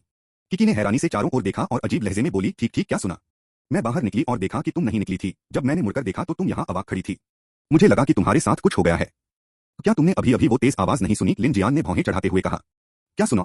लिन जियान स्तब्ध रह गया। उसने दूर जमीन पर पड़े लाल डिब्बे की ओर जल्दी से देखा। उसकी निगाहें जटिलता से भरी हुई थीं। आखिर हो क्या रहा है? उसका यांत्रिक हृदय अनियंत्रित रूप से क्यों चलने लगा? इंजन की वो आवाज कहां से आ रही थी? मुझे कौन कॉल कर रहा है? वह क्षण किसी भयानक बुरे सपने जैसा लग रहा था और लिन जियान को स्थिति समझ में नहीं आ रही थी। उसका तेजी से धड़कता दिल धीरे धीरे धीमा हो गया। उसकी निगाहों में एक तीखी चमक आई और वह तुरंत आगे बढ़ा, अपना हाथ उठाकर सावधानीपूर्वक संरचित एक भारी धातु का बक्सा बनाया, फिर उसमें संरोधक उपकरण रखा और धातु के बक्से को बंद कर दिया। इस समय शरीर के कार्यों को तुरंत बाधित करने वाली शक्ति में थोड़ी कमी आई। लिन जियान, क्या तुमने अपना मन बदल लिया है? लिन जियान की हरकतें देखकर किकी ने पूछा। पहले इसे वापस ले आओ, इस पर शोध करने के लिए समय निकालो। लिन जियान का चेहरा कुछ गंभीर था। पहले की स्थिति बेहद अजीब थी और अब उसके मन में एक अजीब सा विचार आया कि यह वस्तु भविष्य में उसके लिए बहुत उपयोगी हो सकती है। इसलिए उसने इसे इन्फिनिटी पर अपने साथ ले जाने का फैसला किया। शुकिन और दालू ने लिन जियान और किकी को गुप्त कमरे से एक भारी लोहे का बक्सा ले जाते हुए देखा और उन्हें कुछ हैरानी महसूस हुई। साथ ही उन दोनों ने उस कमजोर अवरोधक शक्ति को महसूस किया। बड़े आदमी, तुम इसे उठाओ। किकी ने अपनी महाशक्ति का इस्तेमाल करते हुए लोहे का बक्सा दालू को थमा दिया। दालू को उम्मीद थी कि बक्सा उठाना आसान होगा, लेकिन उसे पकड़ते ही उसका शरीर ढीला पड़ गया और वह उसे लगभग उठा ही नहीं पा रहा था। वह झुका, एक खास मुद्रा बनाई और दबी हुई आंख के साथ आखिरकार बक्से को उठाने में कामयाब हो गया। हम इतना भारी? बात यह नहीं है कि सामान भारी है, तुम्हारी ताकत कम हो गई है, लिन जियान ने सीधे कहा। चलो पहले उस मेडिकल केबिन को पीछे हटाते हैं। शोध संस्थान का इलाका बहुत विशाल था, इसलिए एक बार में पूरी तरह से छानबीन करना असंभव था। क्योंकि वह जगह सुनसान थी, इसलिए लिन जियान ने इस मौके का फायदा उठाने का फैसला किया। हालांकि कई जरूरी चीजें हटा दी गई थीं, लेकिन हजारों लोगों को जगह देने वाले इस भूमिगत शोध संस्थान में निस्संदेह रोजमर्रा की कई चीजें मौजूद थीं। कई महत्वपूर्ण चीजें ले जाने के बावजूद शोध के लिए पर्याप्त उपकरण मौजूद थे जिनका वह इस्तेमाल कर सकता था। अध्याय 267, अध्याय 233 छाया। बिल्डिंग। किकी, तुम दोनों साथ में 7वीं मंजिल पर जाओ और उस जीवन रक्षक सर्जिकल मेडिकल केबिन को पहले कार में वापस लाओ, फिर और लोगों को नीचे आने के लिए बुलाओ। लिन जियान ने खाली अनुसंधान कक्ष और बचे हुए अनुसंधान उपकरणों को देखते हुए सीधे कहा, पानी भरने से पहले आइए इस अनुसंधान संस्थान की अच्छी तरह से छानबीन कर लें। मुझे यहाँ कई कर्मचारी विश्राम गृह और कार्यालय दिखाई दे रहे हैं, यहाँ तक कि कुछ जीवनयापन की आवश्यक वस्तुएं भी मिल सकती हैं। भविष्य में ऐसे अवसर मिलना मुश्किल होगा। हम शुकिन ने सिर हिलाया, तुम सही कह रहे हो। अब जबकि स्टार एबिस नंबर 5 और नंबर 7 फैलना शुरू हो गए हैं, हम चाहे जो भी रास्ता चुनें, स्टार एबिस की दिशा में ही आगे बढ़ेंगे। जितनी तेजी से हम आगे बढ़ेंगे, उतनी ही जल्दी अंधेरा हो जाएगा। आज दोपहर रेडियो पर कई बचे हुए लोगों के संदेश आ चुके हैं। पूर्वी उत्तरी सीमा और पाल्मा प्रेरी में इस समय बर्फीले तूफान आ रहे हैं। कई अत्यधिक ठंडे भंवर हमारी ओर बढ़ रहे हैं और स्टार एबिस नंबर 3 भी हमसे ज्यादा दूर नहीं है। डिंग जुनी हुआ शियाओलिन के कार्यालय के फर्श पर पड़े कागजों में उपयोगी जानकारी खोजने में व्यस्त थी और बिना सिर उठाए बोली, अत्यधिक शीत बवंडर युनजियांग मैदान की शिजू झील और दक्षिण पूर्वी सागर से नमी के कारण उत्पन्न हो रहे हैं, जिसे तारा रसातल संख्या 8 और 4 की लहरें बहा ले जा रही हैं। इसके परिणामस्वरूप अभूतपूर्व हिमपात होगा, जिसे संघ ने प्राकृतिक आपदा के रूप में आंका था और जो फिलहाल काफी सटीक प्रतीत होता है। यह सुनकर लिन जियान का चेहरा थोड़ा उदास हो गया। हाँ, हेंगशान दर्रे पर तापमान लगातार गिर रहा है। जैसे ही हम इस स्टेशन से निकलेंगे, हमें तारा रसातल संख्या 5 और 7 के घेरे को एक ही बार में पार करना होगा। रास्ते में रसद खोजने या उसे फिर से भरने के बहुत कम अवसर मिलेंगे। अब हमारे पास मौका है, तो आइए इसका पूरा फायदा उठाएं। किकी ने कंधे उचकाए और हैरानी से चौड़ी आंखों से देखा। मैं उस चीज को खुद बाहर ले जा सकती हूँ, बड़े आदमी को क्यों बुलाऊं? लिन जियान ने उसे अवाक निगाहों से देखा। वह चीज अनमोल है। अगर रास्ते में कोई मुसीबत आ जाए तो किसी को तुम्हारी रक्षा करनी होगी, वरना अगर तुम उसे रेत की बोरी की तरह फेंककर ज़ॉम्बीज़ को कुचल दोगी तो मुझे दूसरी कहां से मिलेगी? किकी ने अपनी जीभ बाहर निकाली, यह सोचते हुए कि शायद वह भी ऐसा कर सकती है। ठीक है भाई शियान, अब हम चलते हैं। बिल्डिंग ने सिर हिलाया। उसे लिन जियान की व्यवस्थाओं पर कभी संदेह नहीं था। सावधान रहना तुम लोग। मैं वापस जाकर और लोगों को बुलाकर इस जगह को खाली करवाऊंगी। किकी के बोलने के बाद वह बिल्डिंग के पीछे पीछे 7वीं मंजिल पर चली गई। लिन जियान ने निदेशक डिंग को दस्तावेज खोजने में व्यस्त देखा, फिर शुकिन की ओर मुड़कर कहा, चलिए फिर। मुझे लगता है कि इस मंजिल में जल्द ही बाढ़ आ जाएगी। हम जल्दी से खोजबीन करके काम की चीजें ढूंढ लेंगे, फिर एक एक करके ऊपर की मंजिलों पर जाएंगे। मुझे लगता है कि 5वीं मंजिल पर स्थित शस्त्रागार में कुछ काम की चीजें मिल सकती हैं। हमद शुकिन ने सिर हिलाया और रेमिंगटन M96 पिस्तौल निकाली और वे तीनों दफ्तर के छोर से अनुसंधान कक्ष की ओर सीढ़ियों से नीचे उतरने लगे। सीढ़ियों के तल तक पहुंचने से पहले ही तेज लहरों की आवाज गूंज उठी और शॉर्ट सर्किट के कारण कई बत्तियां मंद पड़ गईं। लिन जियान और अन्य लोग नीचे उतरे तो उन्होंने पाया कि निचला गलियारा पहले से ही पानी से भरा हुआ था। पानी टखनों तक गहरा था और बर्फीली ठंड तुरंत अंदर तक रिस रही थी। गहरे गलियारे से लगातार बहती हवा की खोखली सी आवाज गूंज रही थी। पानी इस तल तक पहुंच गया है। स्थिति को देखकर शुकिन ने कहा। लिन जियान ने भौहें चढ़ाकर इस मंजिल पर खोज जारी रखने का विचार तुरंत खारिज कर दिया और सीधे कहा, छोड़ो, चलो 8वीं मंजिल पर चलते हैं। उन्होंने सुरक्षा को सर्वोपरि मानते हुए निर्णय लिया। यद्यपि अनुसंधान कक्ष में भस्म करने योग्य कई उपकरण मौजूद थे, लेकिन उनमें काफी समय लगता था। पूरे अनुसंधान संस्थान में बाढ़ आने के कारण उनके पास उन्हें वहीं छोड़ने के अलावा कोई विकल्प नहीं था। उसने लोगों को संगठित करके जो कुछ भी ले जाया जा सकता है उसे स्थानांतरित करने पर विचार किया था, लेकिन इन परिस्थितियों में उपभोग के लिए व्यर्थ वस्तुओं के बजाय उपयोगी आपूर्ति के परिवहन को प्राथमिकता दी जानी चाहिए। खैर, एक बार बाहर निकलने के बाद वह रात में ड्रैगन ट्रांसपोर्ट शिप पर मौजूद नाइट स्टार नंबर 2 इंच परमाणु संचालित टरबाइन प्रोसेसर को नष्ट करने का मौका पा सकता है। लिन जियान का मन जानता था कि कौन सा विकल्प अधिक सुरक्षित है। एक पल रुकिए, इस समय डिंग जुनी ने दीवार पर लगे एक लेआउट चिन्ह की ओर इशारा करते हुए कहा, सूचना संग्रह कक्ष बस आगे ही है। हमें वहां जाकर देखना चाहिए। इस शोध संस्थान में कई अनसुलझी चीजें हैं और अधिक उपयोगी जानकारी प्राप्त करना निश्चित रूप से हमारे लिए मददगार होगा। लिन जियान ने डिंग जुनी की ओर देखा, कुछ देर सोचा और फिर सिर हिलाकर कहा, ठीक है, ज्यादा दूर नहीं होना चाहिए। इसलिए वे आगे बढ़े, सीधे बाढ़ग्रस्त मार्ग में प्रवेश किया और सूचना अभिलेखागार कक्ष की ओर बढ़ने लगे। 9वीं मंजिल की ऊंचाई लगभग 3 मंजिलों के बराबर होने के कारण कुछ गोपनीय अनुसंधान सुविधाओं और अभिलेखागारों को एक अलग क्षेत्र में रखा गया था। जैसे ही वे कोने से मुड़े, सामने के खुले गलियारे में तेज हवा के झोंकों की आवाज गूंज उठी। भूश! गलियारे से 3 लोगों के गुजरने की आवाज लगातार गूंज रही थी, जो कुछ हद तक डरावनी लग रही थी। जल्द ही तीनों उस मार्ग से होते हुए 9वीं मंजिल के एक अन्य क्षेत्र में चले गए। सीढ़ियां चढ़ते हुए एक गलियारे में पहुंचे जो शुरू में बेहद सुरक्षित प्रतीत होता था।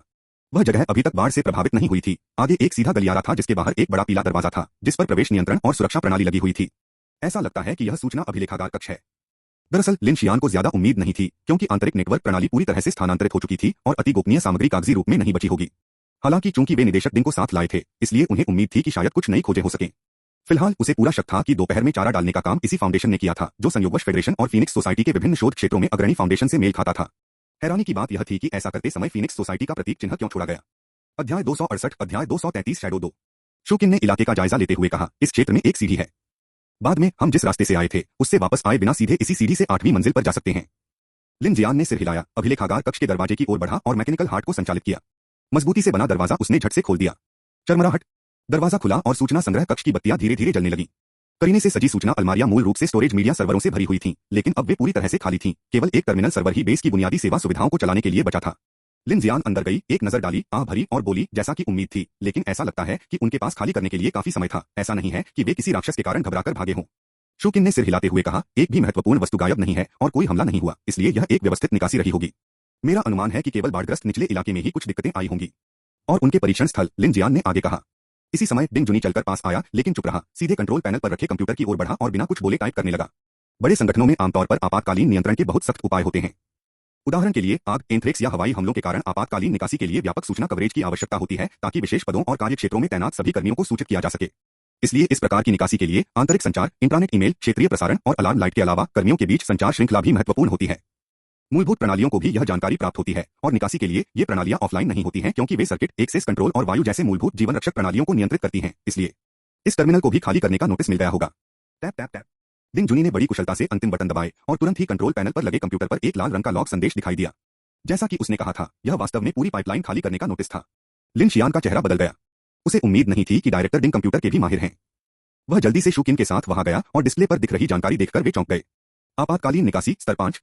16:15 16:15। क्या हुआ कैप्टन, लिन शूकिन ने पूछा। लिन जियान की पुतलियां सिकुड़ गईं और उसने तुरंत कहा, इस समय तो मुझे और किकी को अनुसंधान संस्थान छोड़ देना चाहिए था। डिंग जुनी ने लिन जियान को हैरानी से देखा, क्या यहाँ तुम्हारे साथ कुछ हुआ है? लिन जियान की आंखों में थोड़ी सी उदासी छा गई, मैं तुम्हें बाद में विस्तार से बताऊंगी, चलो अभी चलते हैं। इस समय लिन जियान के दिल में एक अवर्णनीय भावना थी, क्या यह संयोग है या जानबूझकर किया गया है? Clack clack. अचानक दूर स्थित एक मशीन कक्ष से एक हल्की सी आवाज आई। लिन जियान और शूकिन ने तुरंत अपने हथियार उठा लिए और उनकी निगाहें उसी दिशा में घूम गईं। कैप्टन लिन, मैं एक बार देख लूंगा। जैसे ही शूकिन हिलने वाली थी, लिन जियान ने उसे रोकने के लिए अपना हाथ बढ़ाया, उसे निर्देशक डिंग के पीछे खड़े होने का इशारा किया और साथ मिलकर उन्होंने एक सुरक्षात्मक घेरा बनाया जिसके केंद्र में डिंग जुनी को सुरक्षा प्रदान की गई। लिन शियान ने ब्लैक गन निकाली और अपने बाएं हाथ से एक आभासी पकड़ बनाकर तुरंत एक स्वचालित राइफल तैयार कर ली। वह संकरे सर्वर गलियारों से होते हुए सूचना संग्रह के पिछले हिस्से की ओर बढ़ा जहां से आवाज आ रही थी। क्लिक करें। आवाज फिर से आई, इस बार और भी स्पष्ट। लिन शियान ने अपनी भौहें और सिकोड़ी और अपने कदम धीमे कर दिए। कोने से बाहर निकलकर उसने एक गलियारे को देखा जो मशीन कक्ष के बिजली वितरण कक्ष की ओर जाता था। लिन जियान धीरे धीरे अंदर चली गई और फिर उसने थोड़ा खुला हुआ धूलरोधी दरवाजा धक्का देकर खोल दिया। जैसे ही लिन जियान की निगाह भीतर की ओर मुड़ी, उसकी पुतलियां अचानक सिकुड़ गईं क्योंकि मंद रोशनी वाले मशीन कक्ष के उस कोने में एक विचित्र काली छाया खड़ी थी जिसके सिर पर भेड़ के सींगों जैसी दो सींगनुमा आकृतियां थीं और उसका पूरा शरीर काले बालों से ढका हुआ था जो मानव जैसी दिखती थी फिर भी अमानवीय थी। यह देखकर लिन जियान ने जरा भी संकोच नहीं किया और स्वचालित राइफल से तुरंत ताबड़तोड़ गोलियां चला दी। बम बम बम। गोलियों की बौछार निकली और काली परछाई को लगी जिससे सूखी लकड़ी की तरह कुछ मलबा बिखर गया और इस क्षण परछाई घबराई हुई प्रतीत हुई। उसने लंबे काले पंजों वाले कई हाथ फैलाए और दाहिनी ओर के गलियारे की ओर दौड़ पड़ी। लिन शियान की आंखों में थोड़ी हैरानी झलक रही थी। यह पहली बार था जब उसका सामना किसी ऐसे असामान्य शरीर से हुआ जो हमला होने पर भाग जाता है। आमतौर पर तो वे सीधे उसकी ओर आते हैं। यह विचार मन में कौंधा, लेकिन लिन जियान ने जरा भी संकोच नहीं किया। शक्ति कवच ऊर्जा से भर उठा और वह इस रहस्यमय प्राणी को समाप्त करने के इरादे से आगे बढ़ा। अगर यह जीत नहीं सकता तो यह भाग जाएगा। अगर यह जीत सकता है तो इसे नष्ट करना होगा क्योंकि लिन शियान को काले निशानों के बारे में पता चल गया था और वह इन निशानों को खुद पर और अपने साथियों पर हल्के में नहीं पड़ने देगा, यह जाने बिना कि रात में क्या मुसीबत आ सकती है। स्विश। लिन जियान तेजी से आगे बढ़ा, इतनी तेजी से कि उसने कोने की दीवार को लात मारकर तोड़ दिया और उसके पीछे भागा। लेकिन जैसे ही वह कोने पर मुड़ा, उसने कुछ और भी अजीब देखा।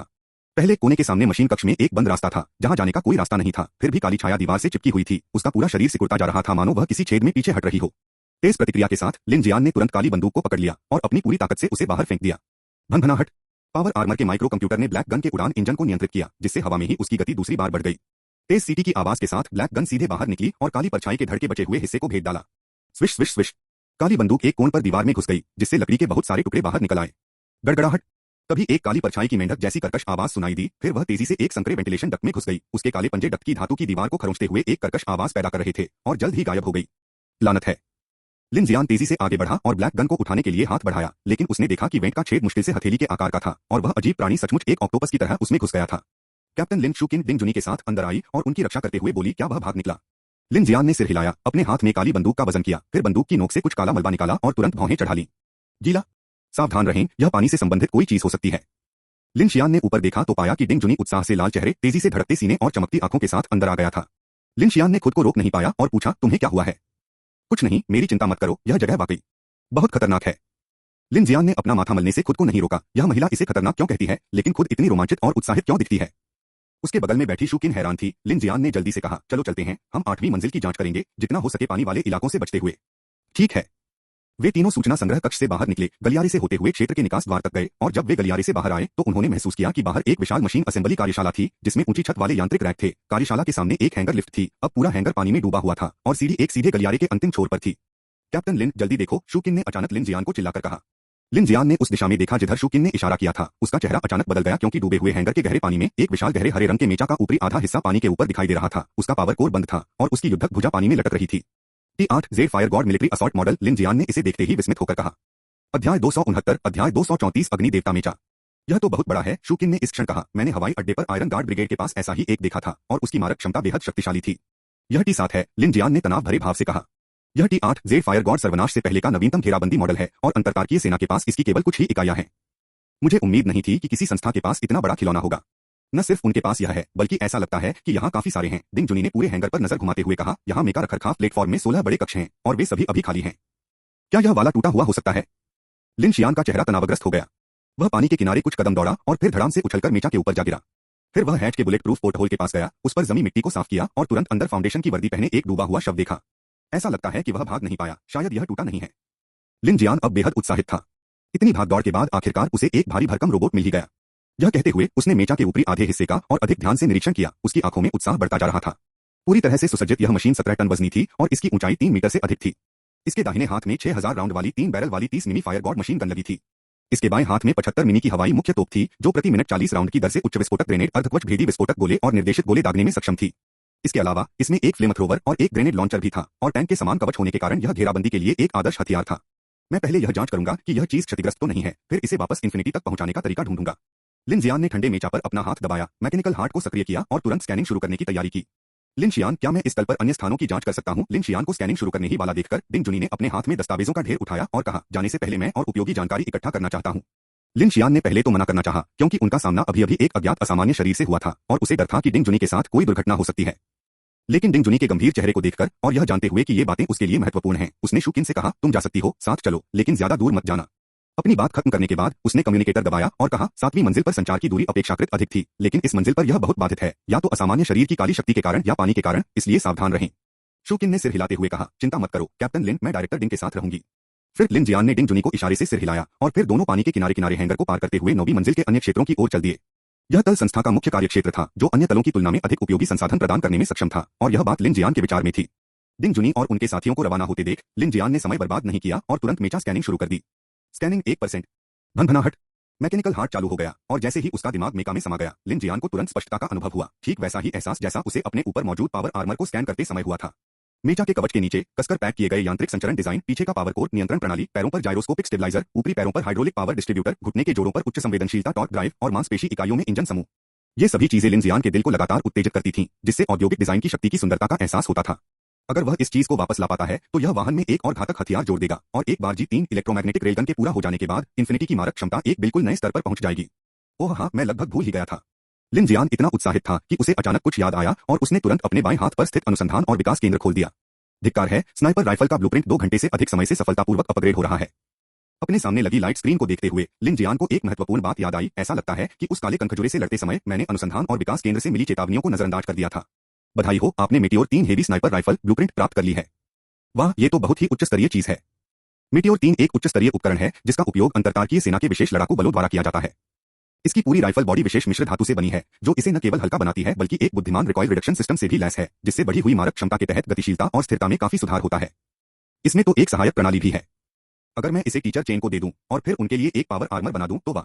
लिन जियान का उत्साह चरम पर था और टीचर चेन को एक स्नाइपर देवी में बदलने का उसका विचार और भी मजबूत होता जा रहा था। आखिरकार मैं यह कर सकता हूं, इस बार सीधे पावर आर्मर को अपग्रेड कर सकता हूं। इस बार लिन शियान का ध्यान हथियारों पर नहीं था।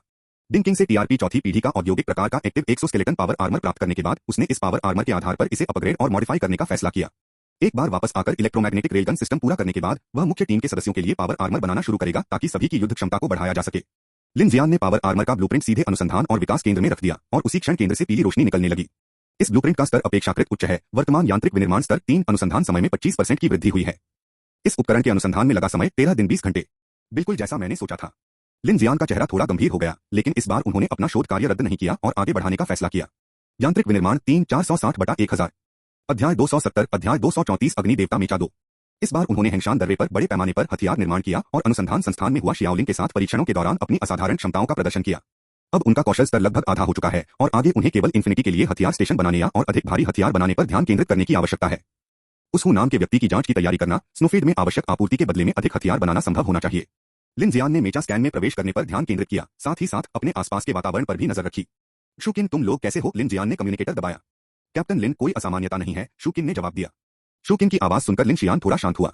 उसने अपनी सांसें संजोई और शांत हो गया, जिससे मैकेनिकल हार्ट पूरी तरह से काम करते हुए उस विशालकाय मशीन का स्कैन कर सके। ग्लग ग्लग ग्लग ग्लग। पानी में डूबे हैंगर की सतह से कभी कभी बुलबुले निकलते थे, जिनमें लगातार लहरें उठती थीं। जो पानी पहले मेचा की कमर तक था, वह धीरे धीरे छाती तक पहुंच गया और पानी से घिरा गलियारा पहले से ही पानी से भरने लगा था।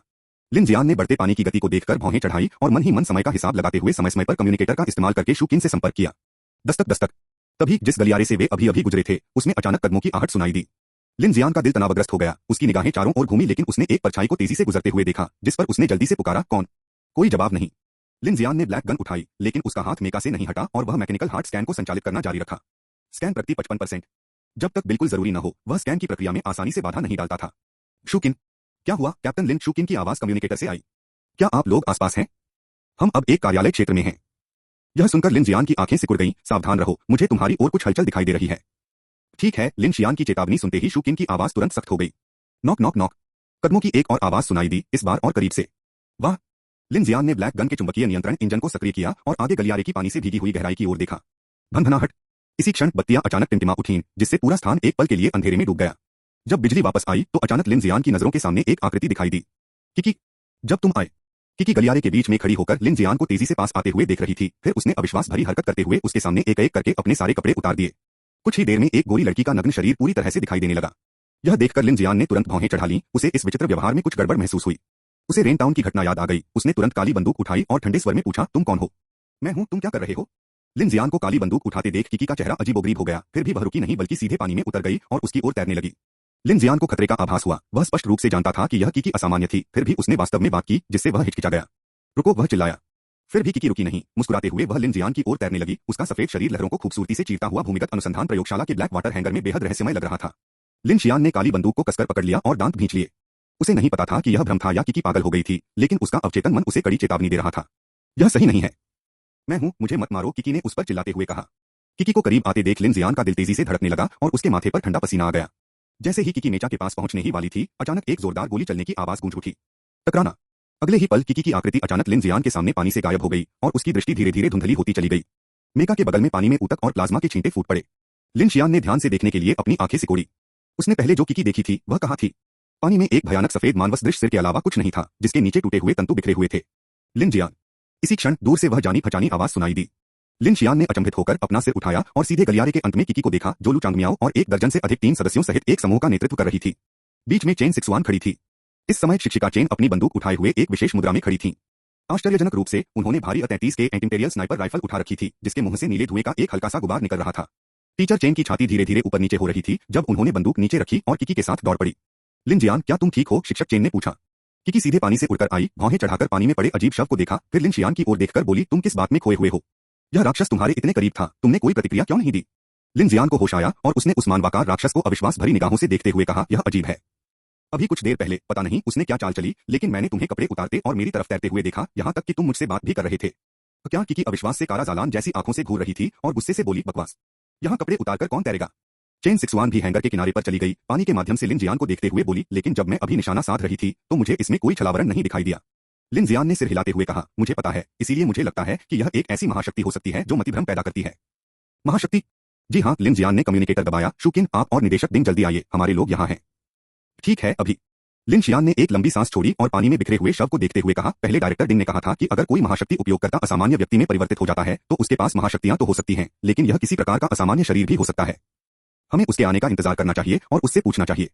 फिर उन्होंने गंभीरता से सभी को संबोधित करते हुए कहा, सावधान रहें, इस फाउंडेशन रिसर्च इंस्टीट्यूट के अंदर न केवल असामान्य और असामान्य शरीर वाले लोग हो सकते हैं, बल्कि कुछ ऐसे प्रायोगिक विषय भी हो सकते हैं जिन पर वे काम कर रहे हैं, जो बहुत ही अजीब हैं।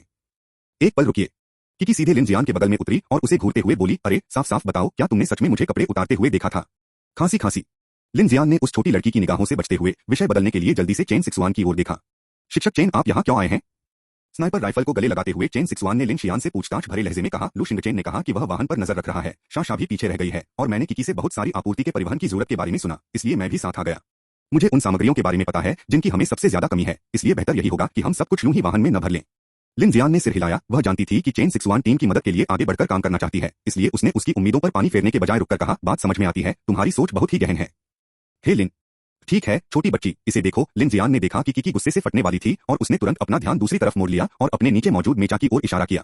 अंततः किकी का ध्यान इस ओर गया और उसकी आंखें चमक उठीं। वाह, T8Z fire god military assault type. कुछ ही देर में शूकिन और डायरेक्टर डिंग गलियारी की तरफ से आ गए। सभी लोग पानी के किनारे इकट्ठा हो गए और उस राक्षस को देखने लगे जिसे चेन सिक्सवान ने अभी अभी गोली मारकर मार डाला था। यह पूरी तरह से एक मानव धड़ है, इसे असामान्य होना चाहिए, लेकिन इस फाउंडेशन रिसर्च इंस्टीट्यूट में चल रहे जैव रासायनिक मानव प्रयोगों को देखकर मुझे यकीन नहीं है। डिंग जुनी ने कुछ देर अवलोकन करने के बाद टिप्पणी की। यह वाकई डरावना है, मतिभ्रम पैदा करने की क्षमता, इसमें मानसिक पहलू का हमला जरूर शामिल होगा, शूकिन ने गंभीरता से कहा। लिन जियान ने सिर हिलाते हुए कहा, मुझे नहीं पता कि मैं पहले कैसे बेखबर रह गया। जब वह मेरे पास आया तो मुझे कुछ गड़बड़ महसूस हुई, लेकिन किकी से जुड़ा मतिभ्रम बहुत ही वास्तविक था, इसलिए मैंने तुरंत कोई कार्रवाई नहीं की और हिचकिचाया। अब से सभी को अपने कार्यों में सावधानी बरतनी चाहिए। यथार्थवादी शब्द सुनते ही किकी ने अपने गाल फुला लिए और लिन जियान को तिरछी नजरों से देखा। लिन जियान को एहसास हुआ कि उसे केवल किकी को देखने का जिक्र करना चाहिए था और कपड़े उतारने के विवरण को छोड़ देना चाहिए था, जिसके कारण इस युवती ने सवालों की बौछार कर दी। इसलिए उसने उंगली से किकी को इशारा किया। किकी गुस्से से उड़कर आई और बोली, क्या? लिन शियान ने धीमी आवाज में किकी से कहा, इस राक्षस ने तुम्हारे कपड़े उतारने की नकली छवि बनाई होगी। मैंने बहुत देर तक ध्यान से देखा, यह निश्चित रूप से तुम्हारा नग्न रूप नहीं था। किकी का चेहरा तुरंत लाल और सफेद होने लगा और उसने लिन जियान को घूरते हुए अपने चांदी के दांतों को जोर से भींच लिया। तुम्हें कैसे पता? लिन जियान ने गंभीर स्वर बनाए रखा, उस राक्षस की छाती थी। अध्याय 271, अध्याय 235, आवरण तैनाती। लिन जियान। यह सुनकर किकी का चेहरा तुरंत पीला पड़ गया, उसकी आंखें गुस्से से लाल हो गईं और उसने लिन शियान को घूरकर देखा। अगर वहां इतने सारे लोग मौजूद न होते तो वह दौड़कर उसका गला घोंट देती। लिन जियान ने अपने पैरों के नीचे मौजूद रोबोट की ओर इशारा करते हुए कहा, एक बार इसकी मरम्मत हो जाए तो क्या आप इसे चलाने वाले पहले व्यक्ति बनना चाहेंगे?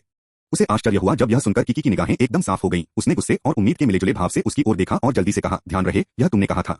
लिन जियान, अब क्या योजना है? पानी में पड़ी अजीबोगरीब लाश को देखकर चेन सिक्सवान ने तुरंत पूछा। लिन जियान अब गंभीर होकर बोला, शुरू में तो मैं पूरी टीम को खोजबीन के लिए भेजना चाहता था, लेकिन नीचे की स्थिति को देखते हुए यह कहीं अधिक जटिल है। अभी अलग अलग न जाना ही बेहतर है। पहले मैं इस रोबोट की मरम्मत कर लूं, फिर हम सब एक साथ निकलेंगे। ओह, किकी ने अफसोस जताते हुए कहा, इतनी बड़ी शोध सुविधा, क्या हमें एक नजर नहीं डालनी चाहिए? क्या पता वहां और भी अच्छी चीजें हों? लिन शियान ने पानी में तैरते उस डरावने सिर की ओर इशारा करते हुए कहा, मतिभ्रम पैदा करने वाले राक्षस काफी खतरनाक होते हैं। इसके अलावा अभी अभी हमारा सामना वेंटिलेशन डक्ट से रेंगने वाले राक्षसों से हुआ है। मेरा अनुमान है कि परीक्षण स्थल पर बनी अलगाम की दीवार टूट गई है और कई डरावनी चीजें इस अनुसंधान संस्थान में घुस गई हैं। ऐसी परिस्थितियों में हमें लालच नहीं करना चाहिए। हॉरर फिल्मों में जहां वे जानते हैं कि यह इलाका अजीब है, अलग होने पर जोर देना वास्तव में मूर्खतापूर्ण है। संसाधनों के लिहाज से इन्फिनिटी के लिए अभी तक कोई जानलेवा स्थिति नहीं आई है और अगर उसके नीचे मौजूद मेचा न होते तो लिन शियान पहले ही सबको पीछे हटने के लिए मजबूर कर चुका होता। खैर, उसने मेडिकल केबिन ढूंढने का अपना शुरुआती लक्ष्य तो हासिल कर ही लिया था, जो उम्मीदों से कहीं बढ़कर था। इसके अलावा अब रात हो चुकी है और इन्फिनिटी को अन्य जोखिमों का भी सामना करना पड़ सकता है, इसलिए लिन जियान वहां ज्यादा देर रुकना नहीं चाहता था। कैसा रहेगा अगर हम इस लेवल पर खोजबीन करें, और हो सकता है कि तुम भी मिल जाओ। जब तुम्हारा काम हो जाए तो हम सब साथ में निकल जाएं, किकी ने तुरंत सुझाव दिया। अपने सामने खाली पड़े अनुसंधान संस्थान को देखकर किकी को इस बात का अफसोस होगा कि अगर वे वहां कुछ उपयोगी चीज की खोज नहीं करते हैं तो उसे नुकसान होगा। लेकिन वह यह भी जानती थी कि लिन जियान का तर्क सही था, इसलिए उसने कुछ हद तक समझौतावादी सुझाव दिया। यह सुनकर लिन जियान ने कुछ देर सोचा, फिर तुरंत कहा, ठीक है, लेकिन हम इस शोध संस्थान में भूमिगत हैं और पानी का स्तर बढ़ रहा है। सुरक्षा के लिए हमें दोनों ही स्थितियों के लिए तैयार रहना चाहिए। लिन जियान ने किकी की ओर देखते हुए पूछा, इस हैंगर के लिए बने मेचा लिफ्ट का निकास द्वार कहाँ है? किकी ने तुरंत अपने मोबाइल टर्मिनल का उपयोग करके खोजा निकास F, लेकिन यह परीक्षण स्थल संख्या 3 पर है, जो कि किंगशुई टाउन परीक्षण स्थल के बाहर है, जहां हम पहले गए थे। यह बड़ी मशीनों के लिए निकास द्वार है। यह सुनकर लिन जियान ने थोड़ा भौहें चढ़ाई, फिर तुरंत कहा, समझ गया। इसके बाद उसने इमारत की ओर देखा। इमारत, आप लोगों को लिफ्ट मार्ग की सुरक्षा के लिए भेजे ताकि बाद में कर्मचारियों को निकालने में सुविधा हो। शूकिन, लू चांग, आप लोग अहाते में चले जाइए। यहाँ झील का पानी समस्याग्रस्त हो सकता है या किसी विचित्र घटना के कारण हमारी संचार दूरी प्रभावित हो रही हो। आप दोनों कुशल हैं, इसलिए सूचना का आदान प्रदान करते हुए संसाधन जुटाएं। और किकी, तुम डायरेक्टर डिंग की सुरक्षा के लिए जिम्मेदार हो, उन्हें कुछ महत्वपूर्ण क्षेत्रों में ले जाओ ताकि उपयोगी जानकारी मिल सके, अधिमानतः महाशक्तियों या असामान्य शरीरों से संबंधित। ऐसा लगता है कि इस फाउंडेशन रिसर्च इंस्टीट्यूट ने इन क्षेत्रों में फीनिक्स सोसाइटी से कहीं अधिक गहन शोध किया है, जो हमारे लिए मददगार हो सकता है। शिक्षक चेन, आप और म्याओ लू यहीं रुकिए और मेरी जगह काम संभालिए। मेरा अनुमान है कि मैं लगभग 40 मिनट से 1 घंटे में काम खत्म कर लूंगा। ठीक है, यह सुनकर चेन सिक्सवान ने सिर हिलाया। लिन जियान ने तुरंत कहा, सुनिश्चित करें कि टीम की गतिविधियां बहुत बिखरी हुई न हो और किसी भी कमरे की खोज में कम से कम 3 लोग होने चाहिए। रोशनी बनाए रखें, बिजली कभी भी जा सकती है। मनुष्यों और असामान्य शरीरों के अलावा यहाँ अज्ञात प्रायोगिक विषय भी हैं। यदि उनका सामना हो तो उन्हें मारने, चिह्नित करने और क्षेत्र को साफ करने के लिए पूरी ताकत लगानी होगी। यदि आप घिर जाएं तो एट्रियम लिफ्ट में पीछे हट जाएं और यहाँ, जबकि अन्य टीमें सहायता प्रदान करेंगी। समझ गए? सभी ने एक स्वर में उत्तर दिया। लू शिंगचेन, शाह और इन्फिनिटी पर ठहरे काफिले के कई सदस्यों के अलावा इन्फिनिटी के 24 युद्धकुशल सदस्य भी मौजूद थे। लिन शियान के प्रबंध के अनुसार प्रत्येक टीम में एक ऐसा पुरुष सदस्य होना चाहिए जो रोअर के 23 इलेक्ट्रिक रिवॉल्विंग गन चला सके। इसके अलावा सभी सदस्यों को मानक सामरिक टॉर्च, विस्फोटक, तोपखाना, विषरोधी मास्क और काटने के उपकरण भी दिए गए थे। ठीक है, सब लोग सुरक्षित रहें, संचालन शुरू करें। लिन जियान की तैनाती की खबर सुनते ही सबका मनोबल बढ़ गया और उन्होंने तुरंत कार्रवाई शुरू कर दी। इन्फिनिटी के काफिले के सदस्यों की मारक क्षमता अब काफी मजबूत थी, साथ ही उनकी शारीरिक क्षमता में भी सुधार हुआ था, जिससे एक प्रभावशाली बल का निर्माण हुआ।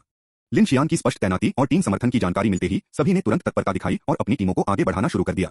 शिक्षक चेन, मुझे पता है, लिन जियान के बात पूरी करने से पहले ही चेन सिक्सवान ने बीच में टोकते हुए कहा, तुम बस अपने काम पर ध्यान दो, मैं इस क्षेत्र पर नजर रखूंगा।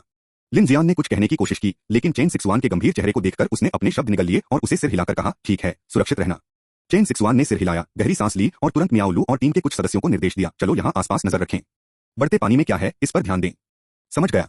बढ़ते पानी की गति को देखते हुए, चूंकि 9वीं मंजिल में सबसे अधिक जगह है, इसलिए इसे पूरी तरह से डूबने में कुछ समय लगेगा, लेकिन इस थोड़े समय में ही यह लगभग मेचा कॉकपिट को जलमग्न कर रहा है, जिससे उसके दिल में बेचैनी पैदा हो रही है।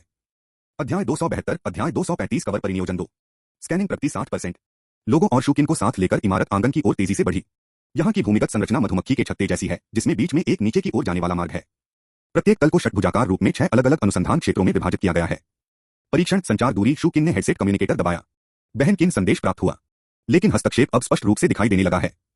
तुम दोनों यहीं रहो। शूकिन ने रास्ते में मौजूद बिंदुओं का निरीक्षण किया और सूचना पहुंचाने वाले कर्मियों को तैनात करना शुरू कर दिया। समूहों में बंट जाओ, हर 3 मिनट में फोन करो, संपर्क बनाए रखो। इमारत में मौजूद लोगों ने शूकिन की कार्यकुशलता को देखा और खुद को यह पूछने से रोक नहीं पाए, क्या आपने पहले सेना में सेवा की है? Interstellar 71 group army, Dingzhou 552 infantry cavalry brigade, टोही प्लाटून सार्जेंट। शूकिन ने उसकी ओर देखा, मैं तो सेवानिवृत्त हो चुका हूं, आपका क्या हाल है? West wind brigade, engineer core. इमारत ने नीरस स्वर में कहा। जनरल वेई के आदमी। शूकिन इस टिप्पणी पर कुछ आश्चर्यचकित हुई। इमारत ने सिर हिलाकर हाँ कहा। मैंने सुना है कि सर्वनाश दिवस और फेडरेशन के विघटन के बाद बची हुई अंतरतारकीय सेना आंतरिक पुनर्गठन करने और फीनिक्स सोसाइटी में शामिल होने में सक्षम थी, जिसमें आपकी वेस्ट विंड ब्रिगेड भी शामिल है। मुझे ठीक से समझ नहीं आ रहा है। इमारत ने अपना सिर खुजाते हुए कहा, आपकी तरह मैं भी बहुत पहले सेवानिवृत्त हो चुका हूं और घर पर ही कार मरम्मत की दुकान खोली है। टीम तेजी से आगे बढ़ी और प्रांगण में पहुंची, जो हवाई अड्डे के प्रतीक्षालय की तरह एक असाधारण रूप से विशाल हॉल था, जिसमें एक मार्गदर्शन क्षेत्र भी था। यहाँ पहरा देने की जिम्मेदारी मेरी है। इमारत के मालिक ने गैटलिंग तोप को अपने कंधे पर टांगा और सीधे फूलों के चबूतरे पर कदम रख दिया। यहाँ 2 आपातकालीन सीढ़ियां हैं। लूचांग और मैं इन किनारों पर गश्त करेंगे और बीच में आपसे संपर्क बनाए रखेंगे। शूकिन ने बिना समय बर्बाद किए लूचांग को उन क्षेत्रों की जांच शुरू करने के लिए कहा। ठीक है, इमारत ने ध्यानपूर्वक सिर हिलाया, यह जानते हुए कि यह पीछे हटने का मार्ग है। लापरवाही करने की हिम्मत न करते हुए पूरी तरह से यहाँ पहरा देने पर ध्यान केंद्रित किया।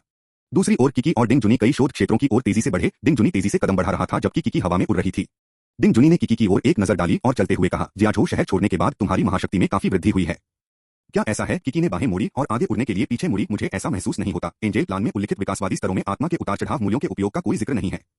आत्मा के उतार चढ़ाव मूल्यों की अवधारणा जीवन रूपों के तीव्र ऊर्जा उतार चढ़ाव की ओर अधिक सटीक रूप से झुकती है। यदि आपको इसे परिभाषित करना ही है, तो मृत्यु के निकट किसी प्राणी की कुल ऊर्जा विस्फोट द्वारा मापना सटीक होगा, अन्यथा यह सटीक आकलन प्रदान करने में असमर्थ होगा। डिंग जुनी ने अपना चश्मा ठीक करते हुए कहा, मैं फीनिक्स सोसाइटी की महाशक्तियों पर हो रही शोध प्रगति पर लगातार नजर रख रहा हूं और साथ ही अन्य जीवित बचे लोगों की टीमों से भी उपयोगी जानकारी जुटा रहा हूं। वर्तमान में उपलब्ध जानकारी के अनुसार जो लोग अंधेरे में अधिक समय तक रहते हैं, उनमें महाशक्तियां और आनुवंशिक विकास उन क्षेत्रों की तुलना में कहीं अधिक मजबूत होते हैं जो भीषण रात से कम प्रभावित हैं। एकमात्र समस्या जीवित रहने की दर है। लगातार रात में उन राक्षसों का सामना करते हुए जागते रहना, ऐसे में जीवित रहने की दर अधिक होना अजीब बात होगी। किकी ने हाथ हिलाकर बात को टाल दिया। नहीं, इसके अलावा अंधकार का आक्रमण भी है। लिन जियान ने इसका पहले भी जिक्र किया था। फीनिक्स सोसाइटी के शोध निष्कर्षों को मिलाकर देखें तो भोर में प्रवेश करने से अंधकार के आक्रमण की शक्ति प्रभावी रूप से दब जाती है। इसलिए मेरी परिकल्पना है कि मनुष्यों को अंधकार ऊर्जा को अवशोषित करने के बाद उसे पचाने के लिए एक बफर की आवश्यकता होती है, और यह बफर घोर है। किकी ने इन शब्दों पर थोड़ी भौहें चढ़ाई। आपका मतलब है संतुलन बनाए रखना। हम मनुष्यों के लिए, हाँ, शारीरिक विकास के लिए सूर्य के प्रकाश की आवश्यकता होती है। इसकी तुलना पौधों से की जा सकती है, जो दिन के दौरान प्रकाश संश्लेषण करते हैं, लेकिन लगातार धूप में रहने से मृत्यु हो जाती है। रात के समय श्वसन क्रिया होती है, जिससे ऊर्जा निकलती है। फीनिक्स सोसाइटी को यह बात पहले ही सिद्ध कर देनी चाहिए थी, हालांकि शायद पुष्टिकरण परिणामों के लिए प्रयोग अभी बाकी हैं, इसलिए इन्हें सार्वजनिक रूप से घोषित नहीं किया गया है। इतनी सावधानी, किकी ने चिढ़कर कहा। परिणाम जुटा लिए हैं और सबको तुरंत सूचित नहीं किया। प्रलय आ चुका है और फिर भी औपचारिक खेल खेल रहे हैं। डिंग जुनी ने इस टिप्पणी पर हल्की सी मुस्कान बिखेरी और गंभीरता से कहा, आप गलत हैं। विज्ञान बहुत सटीक होता है। साथ ही चूंकि यह फीनिक्स सोसाइटी है जो दुनिया भर के बचे हुए लोगों में अंतिम विश्वसनीय संस्था का प्रतिनिधित्व करती है, इसलिए ऐसी जानकारी में सावधानी बरतना अत्यंत महत्वपूर्ण है। इसके अलावा उनका वर्तमान रुख आने वाली सुबह का अनुसरण करने जैसा है। वस्तुनिष्ठ रूप से कहें तो पहले से ही प्रस्तावित परिणाम के अनुरूप किसी आधार को स्पष्ट रूप से खारिज करने की कोई आवश्यकता नहीं है, खासकर तब जब इसकी पूरी तरह से पुष्टि नहीं हुई है। ओह, किकी ने समझदारी जताते हुए कहा, मैं समझ गई। अगर वे वाकई इस खोज की घोषणा करते हैं तो इससे कुछ लोग जानबूझकर तेजी से विकास के लिए इसे छिपा सकते हैं, जिससे और भी ज्यादा जानमाल का नुकसान हो सकता है। सही, डिंग जुनी ने गंभीरता से कहा। डार्क मार्क की खोज सहित यह पहलू डार्क इन्वेजन से भी कहीं अधिक गंभीर है, क्योंकि यह सीधे मानवता के भाग्य को प्रभावित करता है। हमारे शोध डेटा सौंपने के बाद भी वे प्रयोगों की मांग कर रहे हैं, अन्यथा बचे हुए लोगों को असामान्य शरीरों का सक्रिय रूप से मुकाबला करने देना, इस निर्णय से होने वाली जानमाल की हानि अकल्पनीय रूप से व्यापक होगी। लेकिन लेकिन हमने इसकी पुष्टि कर ली है और खुद इसका अनुभव किया है। काला निशान वास्तव में मौजूद है। देखो, क्या आज दोपहर ही हमें चारा का निशान नहीं मिला था कि उलझन में दिखी। यह इतना आसान नहीं है। सबसे पहले वैज्ञानिक दृष्टि से हमारे निष्कर्ष प्रमाणिक होने के बजाय पूर्वानुमानित अधिक हैं, और भले ही हमारे पास हेल ब्लैक क्राइसेंथेमम है, फिर भी निश्चित प्रायोगिक डेटा का अभाव है, और यह भी स्पष्ट नहीं है कि यह चिन्ह किस प्रकार की ऊर्जा का प्रतीक है। इसकी निगरानी कैसे होती है, इसे अधिक सटीक रूप से अनुभवात्मक अधिगम के रूप में वर्णित किया जा सकता है। इसके अतिरिक्त फीनिक्स सोसाइटी की संगठनात्मक प्रकृति उन्हें फाउंडेशन संगठन की तरह कई क्रूर जीवित प्रयोग करने से रोकती है, ताकि ऐसे शोध परिणाम प्राप्त किए जा सकें। किकी ने आंखें घुमाई। मुझे समझ नहीं आ रहा, सच में उलझन भरा है। तो अगर हम फीनिक्स सोसाइटी को ढूंढ भी लेते हैं तो शायद वे हम पर विश्वास न करें, है ना? हाँ, डिंग जूनी ने सिर हिलाया। कितना निराशाजनक जवाब सुनकर किकी का चेहरा उतर गया, लेकिन अचानक उसने बात का रुख बदलते हुए कहा, हम अभी आपने इशारा किया कि फाउंडेशन ही वह संगठन है जो आज दोपहर स्टेशन पर जाल बिछाने का काम कर रहा है। डिंग जूनी ने किकी की ओर देखते हुए कहा, नहीं, उनके चल रहे शोध की दिशाओं का आकलन करने से, इस तरह से सिद्धांत बनाने से फेडरेशन और फीनिक्स सोसाइटी की तुलना में विशिष्ट क्षेत्रों में अधिक खोजें संभव हो सकेंगी। इसके अलावा आज दोपहर आपने और लिन जियान ने उनसे बातचीत की थी। क्या आप मुझे बता सकते हैं कि फाउंडेशन संगठन का वास्तविक स्वरूप क्या है? पागल प्राणी, किकी ने ताना मारा और तुरंत डिंग जूनी को SIID फाउंडेशन संगठन में प्रवेश करने के दौरान घटी घटनाओं का ब्यौरा देना शुरू कर दिया। यह कैसा है? न केवल मनुष्यों का परीक्षण के लिए उपयोग करना, बल्कि उनके साथ जीवित रहते हुए खेल खेलना। ऐसी संस्था तटस्थ होने का दावा करती है। छी, किकी ने विरोध किया। अप्रत्याशित रूप से डिंग जूनी ने सुनना शुरू किया और उसका चेहरा गंभीर हो गया। यह सामूहिक प्रतिरक्षा की अवधारणा जैसा लगता है, लेकिन अगर सिर्फ इतना ही सही, तो उनके शोध निष्कर्षों को जनता के लिए उपलब्ध कराया जाना चाहिए, भले ही लाभादान प्रदान के दृष्टिकोण से ही क्यों न हो। पहले फेडरेशन की प्रायोगिक टीम ने लुओफी कंसोर्टियम के साथ सहयोग किया था, हालांकि बाद में उन्होंने उनसे पूरी तरह से संपर्क तोड़ दिया। उन्हें इस बात की जानकारी नहीं थी कि SIID संगठन इसी सिद्धांत पर काम करता है। सामूहिक प्रतिरक्षा, इसका क्या मतलब है? किकी ने यह शब्द सुनकर पूछा। डिंग जूनी ने समझाया, यह स्टार एबिस और अंधकार के आक्रमण को एक विनाशकारी वायरस के रूप में देखता है, जिसमें मानवता का अस्तित्व पूरी तरह से योग्यतम की व्यक्तिगत उत्तरजीविता और प्राकृतिक चयन पर निर्भर करता है। सर्वनाश के बाद 10 अरब से अधिक वैश्विक मौतें हुई। हम बचे हुए लोगों ने महाशक्ति या आनुवंशिक विकास प्राप्त किया। इस प्रकार हम इस सिद्धांत के अनुसार भाग्यशाली हैं। पफ, किकी ने टिप्पणी की, फिर भी अंततः अंधकार पर विजय पाने के लिए हम पर निर्भर रहना आवश्यक है। धड़ाम। डिंग जूनी अचानक रुक गई और गंभीर भाव से किकी को ध्यान से देखने लगी। लेकिन समस्या यह है कि मानवता ने कभी भी किसी वायरस पर पूरी तरह से काबू नहीं पाया है। अध्याय 273, अध्याय 236, चारा जलमग्न। अरे, आपका क्या मतलब है? चलते फिरते और बोलते हुए डिंग जूनी ने कहा, इतिहास में मानवता अनगिनत वायरल महामारियों से तबाह हुई है। कई लोग मारे गए हैं, और यद्यपि हमने आधुनिक विज्ञान और विषाणु विज्ञान की प्रगति के साथ कई प्रत्युपाय विकसित किए हैं, फिर भी सच्चाई यह है कि हमने चिकित्सा साधनों के माध्यम से कभी भी किसी वायरस को पूरी तरह से पराजित नहीं किया है। तो फिर हमने किस पर भरोसा किया? क्या वायरस प्राकृतिक रूप से गायब हो गया? किकी ने हैरानी से पूछा। डिंग जूनी ने सिर हिलाते हुए कहा, कुछ हद तक हाँ, लेकिन ज्यादातर यह मानव प्रतिरक्षा प्रणाली के विकास के कारण है। इसलिए जब मैं आपको साइड फाउंडेशन के मिशन के बारे में बात करते हुए सुनता हूं, तो मुझे यही याद आता है। सच कहूं तो जीव विज्ञान के क्षेत्र में होने के नाते मैं इस सिद्धांत से तार्किक रूप से सहमत हूं। क्या तुम महाशक्तियों की बात कर रही हो? किकी उड़कर डिंग जूनी के पास आई, अपनी उंगली से उसके सिर पर उगे हरे बालों के छोटे से गुच्छे को छुआ और बोली, तुम भी विकसित हो गई हो, जो बिल्कुल सही है, लेकिन मैं उनके तरीकों से सहमत नहीं हूं। लिन शियान भी सहमत नहीं है। तो इस बारे में बात करते हुए चिह्नित चारा छोड़ने का उनका उद्देश्य क्या है? यह सिर्फ एक अनुमान है। फिलहाल हम निश्चित रूप से कुछ नहीं कह सकते। डिंग जूनी की बातें सुनकर किकी ने अचानक उसकी ओर देखा और कहा, अगर तुम्हारा रुख लिन शियान से अलग होता तो तुम क्या करती? डिंग जूनी ने शांत भाव से उत्तर दिया, किसी सिद्धांत से मेरी सहमति विशुद्ध रूप से वैज्ञानिक दृष्टिकोण पर आधारित है। मेरा रुख महत्वपूर्ण नहीं है। यदि लिन जियान मुझसे पूछेगा तो मैं उसे अपने सिद्धांतों के आधार पर अपना निष्कर्ष बता दूंगा। वह इसका क्या करता है, इस बारे में मैं केवल इतना ही कह सकता हूं। मैं उनके द्वारा लिए गए किसी भी निर्णय का समर्थन करूंगा। डिंग जूनी ने किकी की ओर देखते हुए कहा, मैं अपने रुख को सिद्धांतों पर आधारित करती हूं, जबकि तुम्हारा रुख भावनाओं पर आधारित है। यही हम दोनों के बीच का अंतर है। यह सुनकर किकी की आंखें चौड़ी हो गईं और उसने अजीब तरह से समझाया, भावनाएं? छी, बकवास। वह और मैं तो बस साझेदार हैं, और अब तो हर कोई जीने के लिए संघर्ष कर रहा है। इंतजार। इसी क्षण डिंग जूनी अचानक रुक गई। उसकी निगाहें सामने की ओर टिकी हुई थीं। किकी की बात बीच में ही रुक गई और वह झट से पीछे मुड़ गई। वे दोनों एक अपरिचित अनुसंधान क्षेत्र में पहुंच गए थे, जहां उनके सामने एक विशाल कांच का एकांत कक्ष दिखाई दिया, जो किसी एक्वेरियम की तरह गंदे झील के पानी से भरा हुआ था। कुछ दरारों से लगातार पानी बाहर निकल रहा था और जमीन पर घुटनों तक पानी जमा हो गया था। यह किस तरह का कमरा है? डिंग जूनी ने इलाके के चिन्ह की तलाश की और जल्दी ही बड़े कक्ष के बाहर एक नियंत्रण पैनल देखा जिस पर यह लेबल लगा था, GX deep sea sampling chamber. यह एक डिकम्प्रेशन चैम्बर है। इसके आगे शिजू झील से सीधा कनेक्शन होना चाहिए। किकी ने एक मोबाइल डिवाइस उठाया और भारी अलगाव वाली खिड़की की ओर उड़ गई, जहां उसने झील के धुंधले पानी का अवलोकन किया और फिर तुरंत उसे चलाना शुरू कर दिया। इस क्षेत्र को एक आंतरिक प्रणाली द्वारा स्वतंत्र रूप से नियंत्रित किया जाता है। किकी सीधे दूर स्थित एक विशाल नियंत्रण पैनल की ओर उड़ी, मोबाइल डिवाइस को कनेक्ट किया और जल्द ही चैम्बर के नियंत्रण कार्यक्रम तक पहुंच प्राप्त कर ली। केक का एक टुकड़ा। किकी को काफी गर्व महसूस हुआ और फिर उसने तुरंत सैंपलिंग चैम्बर के ड्रेनेज प्रोग्राम को सक्रिय कर दिया। ऐसा लगता है कि मुख्य रिसाव यहां नहीं है, क्योंकि जल निकासी व्यवस्था सामान्य रूप से काम कर रही है। डिंग जूनी ने बोर्ड के आधार के पास जाकर उस पर लिखी विभिन्न सावधानियों को देखा और थोड़ा भौहें सिकोड़ी। वह तुरंत खड़ी हो गई और किकी को चेतावनी दी, सावधान रहें, ऐसा लगता है कि यह कुछ खतरनाक परियोजनाओं के लिए एक अनुसंधान क्षेत्र है। सभी संचालन सिस्टम द्वारा दूरस्थ रूप से नियंत्रित किए जाते हैं। हाँ, यह सुनकर किकी तुरंत आंखें फाड़कर उड़ गई और बोली, क्या यह किसी जहरीली या रेडियोधर्मी चीज पर शोध कर रहा है? वाह, जैसे जैसे कक्ष में पानी का स्तर धीरे धीरे कम होता गया, अंदर गूंजने लगी और गंदे पानी में भंवर उठने लगे। इसी क्षण किकी और डिंग जुनी ने ऊपर से कई यांत्रिक भुजाएं निकलते हुए देखी, जो नीचे एक छोटे से जलमग्न उपकरण से जुड़ी हुई प्रतीत हो रही थीं। वो अब समझ में आया, अंदर का नजारा देखकर किकी ने आखिरकार राहत की सांस ली। यह शिजू झील की खोज के लिए एक पनडुब्बी होगी, जो बाद में यहाँ आकर तनाव मुक्त होगी। मैं सोच रही थी कि यह क्या है। इसी क्षण किकी ने देखा कि धुंधले पानी में उठ रहे भंवरों के साथ कोई वस्तु घूम रही है। वह तुरंत आगे झुकी और अपनी महाशक्ति का उपयोग करके उसे करीब से देखने के लिए पकड़ने की कोशिश करने लगी। काली वस्तु धीरे धीरे धुंधले हरे पानी से बाहर निकली और अगले ही पल वह धड़ाम से किकी के सामने लगे कांच से टकरा गई। आश्चर्यजनक रूप से वह काली वस्तु एक महिला का शव था, जिसकी आंखें चौड़ी खुली हुई थीं और जो पूरी तरह से सूजना शुरू हो गई थी। किकी की पुतलियां सिकुड़ गईं और वह सहज रूप से पीछे हट गई। जैसे ही शव कांच से टकराया और धारा के साथ बहने ही वाला था, उसने अचानक अपनी महाशक्ति का प्रयोग करते हुए उसे पकड़ लिया और चिल्लाई, बहन डिंग, मैं इस व्यक्ति को जानती हूँ। पानी में तैरता हुआ महिला शव कोई और नहीं बल्कि टैन मेंग का था, जिसे किकी और लिन जियान ने उस दोपहर कमरा नंबर 5 में घातक खेल के दौरान देखा था। क्या गलत? यह व्यक्ति उस खेल में शामिल महिलाओं में से एक है, जिसके बारे में मैंने अभी आपको बताया था। मुझे याद है कि वह खेल के अंत में बच गई थी, तो वह यहाँ मृत कैसे पाई गई? तो क्या आजादी और अस्तित्व का वादा सिर्फ धोखा था? डिंग जुनी ने कहा। यह संस्था सचमुच घृणित है, किकी ने दांत पीसते हुए कहा। इस बिंदु पर जैसे जैसे डिकम्प्रेशन चैम्बर में पानी का स्तर लगातार कम होता गया, बढ़ते वायुमंडलीय दबाव के कारण शरीर फूलने लगा और नाक और मुंह से मांस रिसने लगा, जो एक भयावह दृश्य प्रस्तुत कर रहा था। किकी ने भौहें चढ़ाई, अपनी पकड़ ढीली कर दी और महिला का शव धारा के साथ नीचे की ओर बहता रहा, जब तक कि दबाव मुक्ति कक्ष में सारा पानी खाली नहीं हो गया। अंत में एक कोने में स्थिर हो गया और चुपचाप रूपांतरित होने लगा। वहां एक पनडुब्बी है जिसका हैच खुला हुआ है। मुझे लगता है कि वह वहीं से भागी होगी। डिंग जुनी ने एक दिशा में इशारा किया और जमीन पर एक क्षतिग्रस्त पनडुब्बी पड़ी थी, जिसका पारदर्शी हैच खुला हुआ था और वह समुद्र तल में डूबी हुई थी। तो यह पनडुब्बी लोगों को ले जाने के लिए है। किकी ने अपना हाथ उठाया और पनडुब्बी को खींचकर उसके पास ले आई। उसी क्षण दोनों ने देखा कि पनडुब्बी के केंद्रीय कांच के हैच के नीचे एक संकीर्ण बेलनाकार स्थान था, जो देखने में एक व्यक्ति को रखने के लिए पर्याप्त प्रतीत होता था। डिंग जुनी सीढ़ियों से उतरकर नीचे पानी में चली गई और किकी के पास आ गई। किकी, इसे नीचे करो ताकि मैं देख सकूं। किकी ने सिर हिलाया और वह पनडुब्बी के साथ जमीन पर उतर गई, जहां उन दोनों ने कांच की खिड़की से देखना शुरू किया।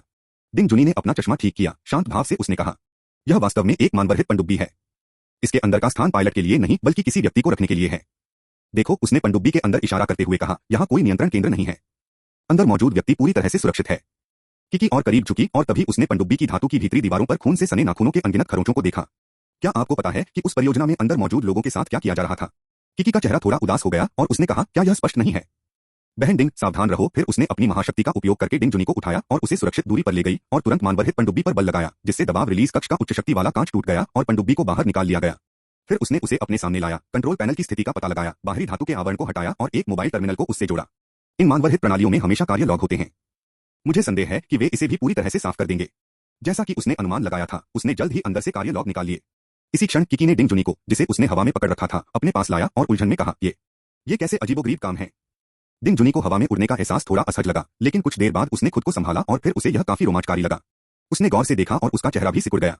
ऐसा लगता है कि शिजू झील में जाने का हर रास्ता एक जैसा है, 900 मीटर पानी के नीचे, 30 मिनट, फिर वापसी। इसका क्या मतलब है? किकी हैरान थी। किसी व्यक्ति को झील में घुमाने के लिए डालना और फिर वापस लाना। डिंग जुनी ने अपना चश्मा ठीक करते हुए कहा, मुझे कार्य के समय में दिलचस्पी है। उसने मोबाइल स्क्रीन पर लॉग टाइम की ओर इशारा करते हुए कहा, देखो, न केवल हर काम 30 मिनट तक चलता है, बल्कि वे हमेशा भोर से 30 मिनट पहले होते हैं। अरे हाँ, किकी ने टिप्पणी की, ऐसी कार्य व्यवस्था के साथ वे ठीक भोर होते ही लौट आएंगे। बाकी भी जांच लो। डिंग जुनी की आंखें मानो कुछ समझ गई हों, उसने तुरंत किकी को बताया। किकी हैरान रह गई और उसने तुरंत बिना देरी किए कार्रवाई की। कुछ ही समय बाद अन्य पनडुब्बियों का भी निरीक्षण किया गया और उनके कार्य लॉग लगभग एक जैसे थे। एकमात्र अंतर यह था कि उन पनडुब्बियों के अंदर खरोंचें नहीं थीं। बहन डिंग, क्या आपको कुछ पता चला? डिंग जुनी ने एक पल सोचा, फिर किकी की ओर देखकर कहा, क्या तुम्हें नहीं लगता कि यह मछली पकड़ने जैसा है? मछली पकड़ना? हाँ। डिंग जुनी ने अब आलोचनात्मक दृष्टि से अनुसंधान क्षेत्र का निरीक्षण किया। शिजू झील में जीवित लक्ष्यों को भेजना और उन्हें थोड़ी देर में वापस लाना मछली पकड़ने और फिर उसे खींचने जैसा है ना? ये शब्द सुनकर किकी का चेहरा गुस्से से लाल हो गया। क्या वे असामान्य शरीर को लुभाने के लिए लोगों का इस्तेमाल कर रहे हैं? डिंग जुनी ने सिर हिलाते हुए कहा, मुझे ऐसा नहीं लगता। अगर वे असामान्य शरीर को लुभा रहे होते तो ऐसे तरीकों की कोई जरूरत नहीं होती। तो फिर किसे लुभाने के लिए? डिंग जुनी की निगाहें गंभीर हो गईं और उन्होंने कहा, मानवरहित जीवित विषयों के साथ भोर से पहले लौटना। अगर मुठभेड़ गहरे पानी में होती है तो उस व्यक्ति के वापस आने का क्या फायदा? यह सुनकर किकी की आंखें धीरे धीरे चौड़ी हो गईं और वह अपना मुंह थोड़ा सा खोलने से खुद को रोक नहीं पाई। वह अंधेरा निशान। इतना ही नहीं, डिंग जुनी ने आगे कहा, भोर से पहले वापसी को नियंत्रित करने से संभवतः अनुसंधान केंद्र को पुनर्प्राप्ति में विफलता का डर है या कोई बड़ा जोखिम है, इसलिए भोर से पहले वापसी सुनिश्चित की जा रही है। अगर इस दृष्टिकोण से देखा जाए तो पनडुब्बी के लिए निर्धारित पानी के नीचे के स्थान पर कोई अशुभ उपस्थिति अवश्य ही मौजूद है। अध्याय 274, अध्याय 236 पूर्ण मारक क्षमता। 8वें अध्याय के लिए 12,000 शब्दों का अद्यतन, मासिक टिकटों का अनुरोध। लिन जियान, और कितना समय लगेगा? गलियारे में पानी सबके घुटनों से ऊपर आ गया है। चेन सिक्सवान पानी में खड़ी होकर अपने पैरों के नीचे की अंधेरी गहराई को देख रही है और उसका चेहरा सिकुड़ गया है। वहां लगभग स्कैनिंग प्रगति 90%, शायद 10 मिनट से भी कम। लिन जियान ने संचारक पर दबाव डाला, सभी लोग अपनी स्थिति की रिपोर्ट करें। यहाँ कोई समस्या नहीं है, शूकिन बिल्डिंग ने जवाब दिया, लेकिन पानी पहले ही लिफ्ट में घुस चुका है। शूकिन कम्युनिकेटर का उपयोग करके किकी से संपर्क करना शुरू करती है। किकी, डायरेक्टर डिंग, आप कैसी हैं? चटकने की आवाज। संचारक से स्थैतिक शोर की एक लहर निकलती है। पनडुब्बी के प्रेशर रिलीफ चैम्बर में किकी को अपने हेडसेट में स्टैटिक की आवाज सुनाई देती है और वह तुरंत पनडुब्बी को नीचे रख देती है और डिंग जुनी से कहती है, वे हमें बुला रहे होंगे, चलो वापस जाने की तैयारी करते हैं। डिंग जुनी पहले से ही पानी में डूबे हुए शोध क्षेत्र को देखता है और सिर हिलाता है, मैं प्रोजेक्ट लॉग डाउनलोड कर लूंगा और बाद में इसका अध्ययन करूंगा। मुझे लगता है कि जो हो रहा है वह बिल्कुल स्पष्ट है। किकी का चेहरा गंभीर है, यह मामला निश्चित रूप से फाउंडेशन से जुड़ा हुआ है। गड़गड़ाहट गड़गड़ाहट। प्रेशर रिलीफ चैम्बर में ड्रेनेज पोर्ट से अचानक खाली तोप जैसी आवाजें आने लगती हैं और असंख्य बुलबुले लगातार ऊपर उठते रहते हैं। अचानक जमीन कांप उठी और पानी की सतह पर लहरें उठने लगी। जैसे ही किकी पीछे हटने की तैयारी करती है, अचानक उसे नाली के निकास द्वार पर बने भंवर से एक काले रंग का शाखा जैसा प्राणी धीरे धीरे निकलता हुआ दिखाई देता है, जिसका शरीर पूरी तरह से भीगा हुआ है और उसकी डरावनी आंखें मानो उन दोनों को घूर रही हैं। आखिर ये बला है क्या? किकी सहज रूप से हाथ बढ़ाती है और पकड़ लेती है, जिससे उसकी महाशक्ति सक्रिय हो जाती है। जल निकासी द्वार पर एक तेज लहर उठती है और पानी का एक बड़ा हिस्सा सिकुड़कर अंदर छिपे काले जीव को बाहर खींच लाता है। लेकिन अप्रत्याशित रूप से उस जीव के नीचे एक लंबा सर्प जैसा शरीर जुड़ा हुआ है, जो 4 से 5 मीटर तक बाहर निकलता है और अभी भी पूरी तरह से बाहर नहीं निकला है। गड़गड़ाहट कांपने की आवाज तेज हो जाती है और किकी और डिंग जुनी दोनों को एहसास होता है कि कुछ गड़बड़ है। किकी ने तुरंत ऊपर से एक पनडुब्बी पकड़ी और उसे उस जीव के शरीर पर फेंक दिया। एक जोरदार धमाके के साथ सांप जैसे शरीर को तेजी से मरोड़ने लगा, पानी में जबरदस्त लहरें उठीं और प्रेशर रिलीफ चैम्बर का शीशा टूट गया। अचानक जमीन चटकने लगी, चट चट। अचानक एक विशालकाय काला सिर जमीन से बाहर निकलता है। यह प्राणी किसी भयानक समुद्री सर्प जैसा दिखता है, जिसके माथे पर लालटेन जैसी आंखों की एक पंक्ति है। इसका आधा सिर लगभग पूरे दबाव राहत कक्ष को घेर लेता है और उसी समय भारी मात्रा में काला पानी बाहर निकलता है। किकी हैरान रह गई, उसने अभी अभी जिस विशालकाय काली शाखा को पकड़ा था, वह उस भयानक सर्प के सिर पर सिर्फ एक चारा थी। शाखा पहले से ही एक मानव आकृति जैसी दिख रही थी, जिसमें चेहरे की विशेषताएं भी थीं। चल दर।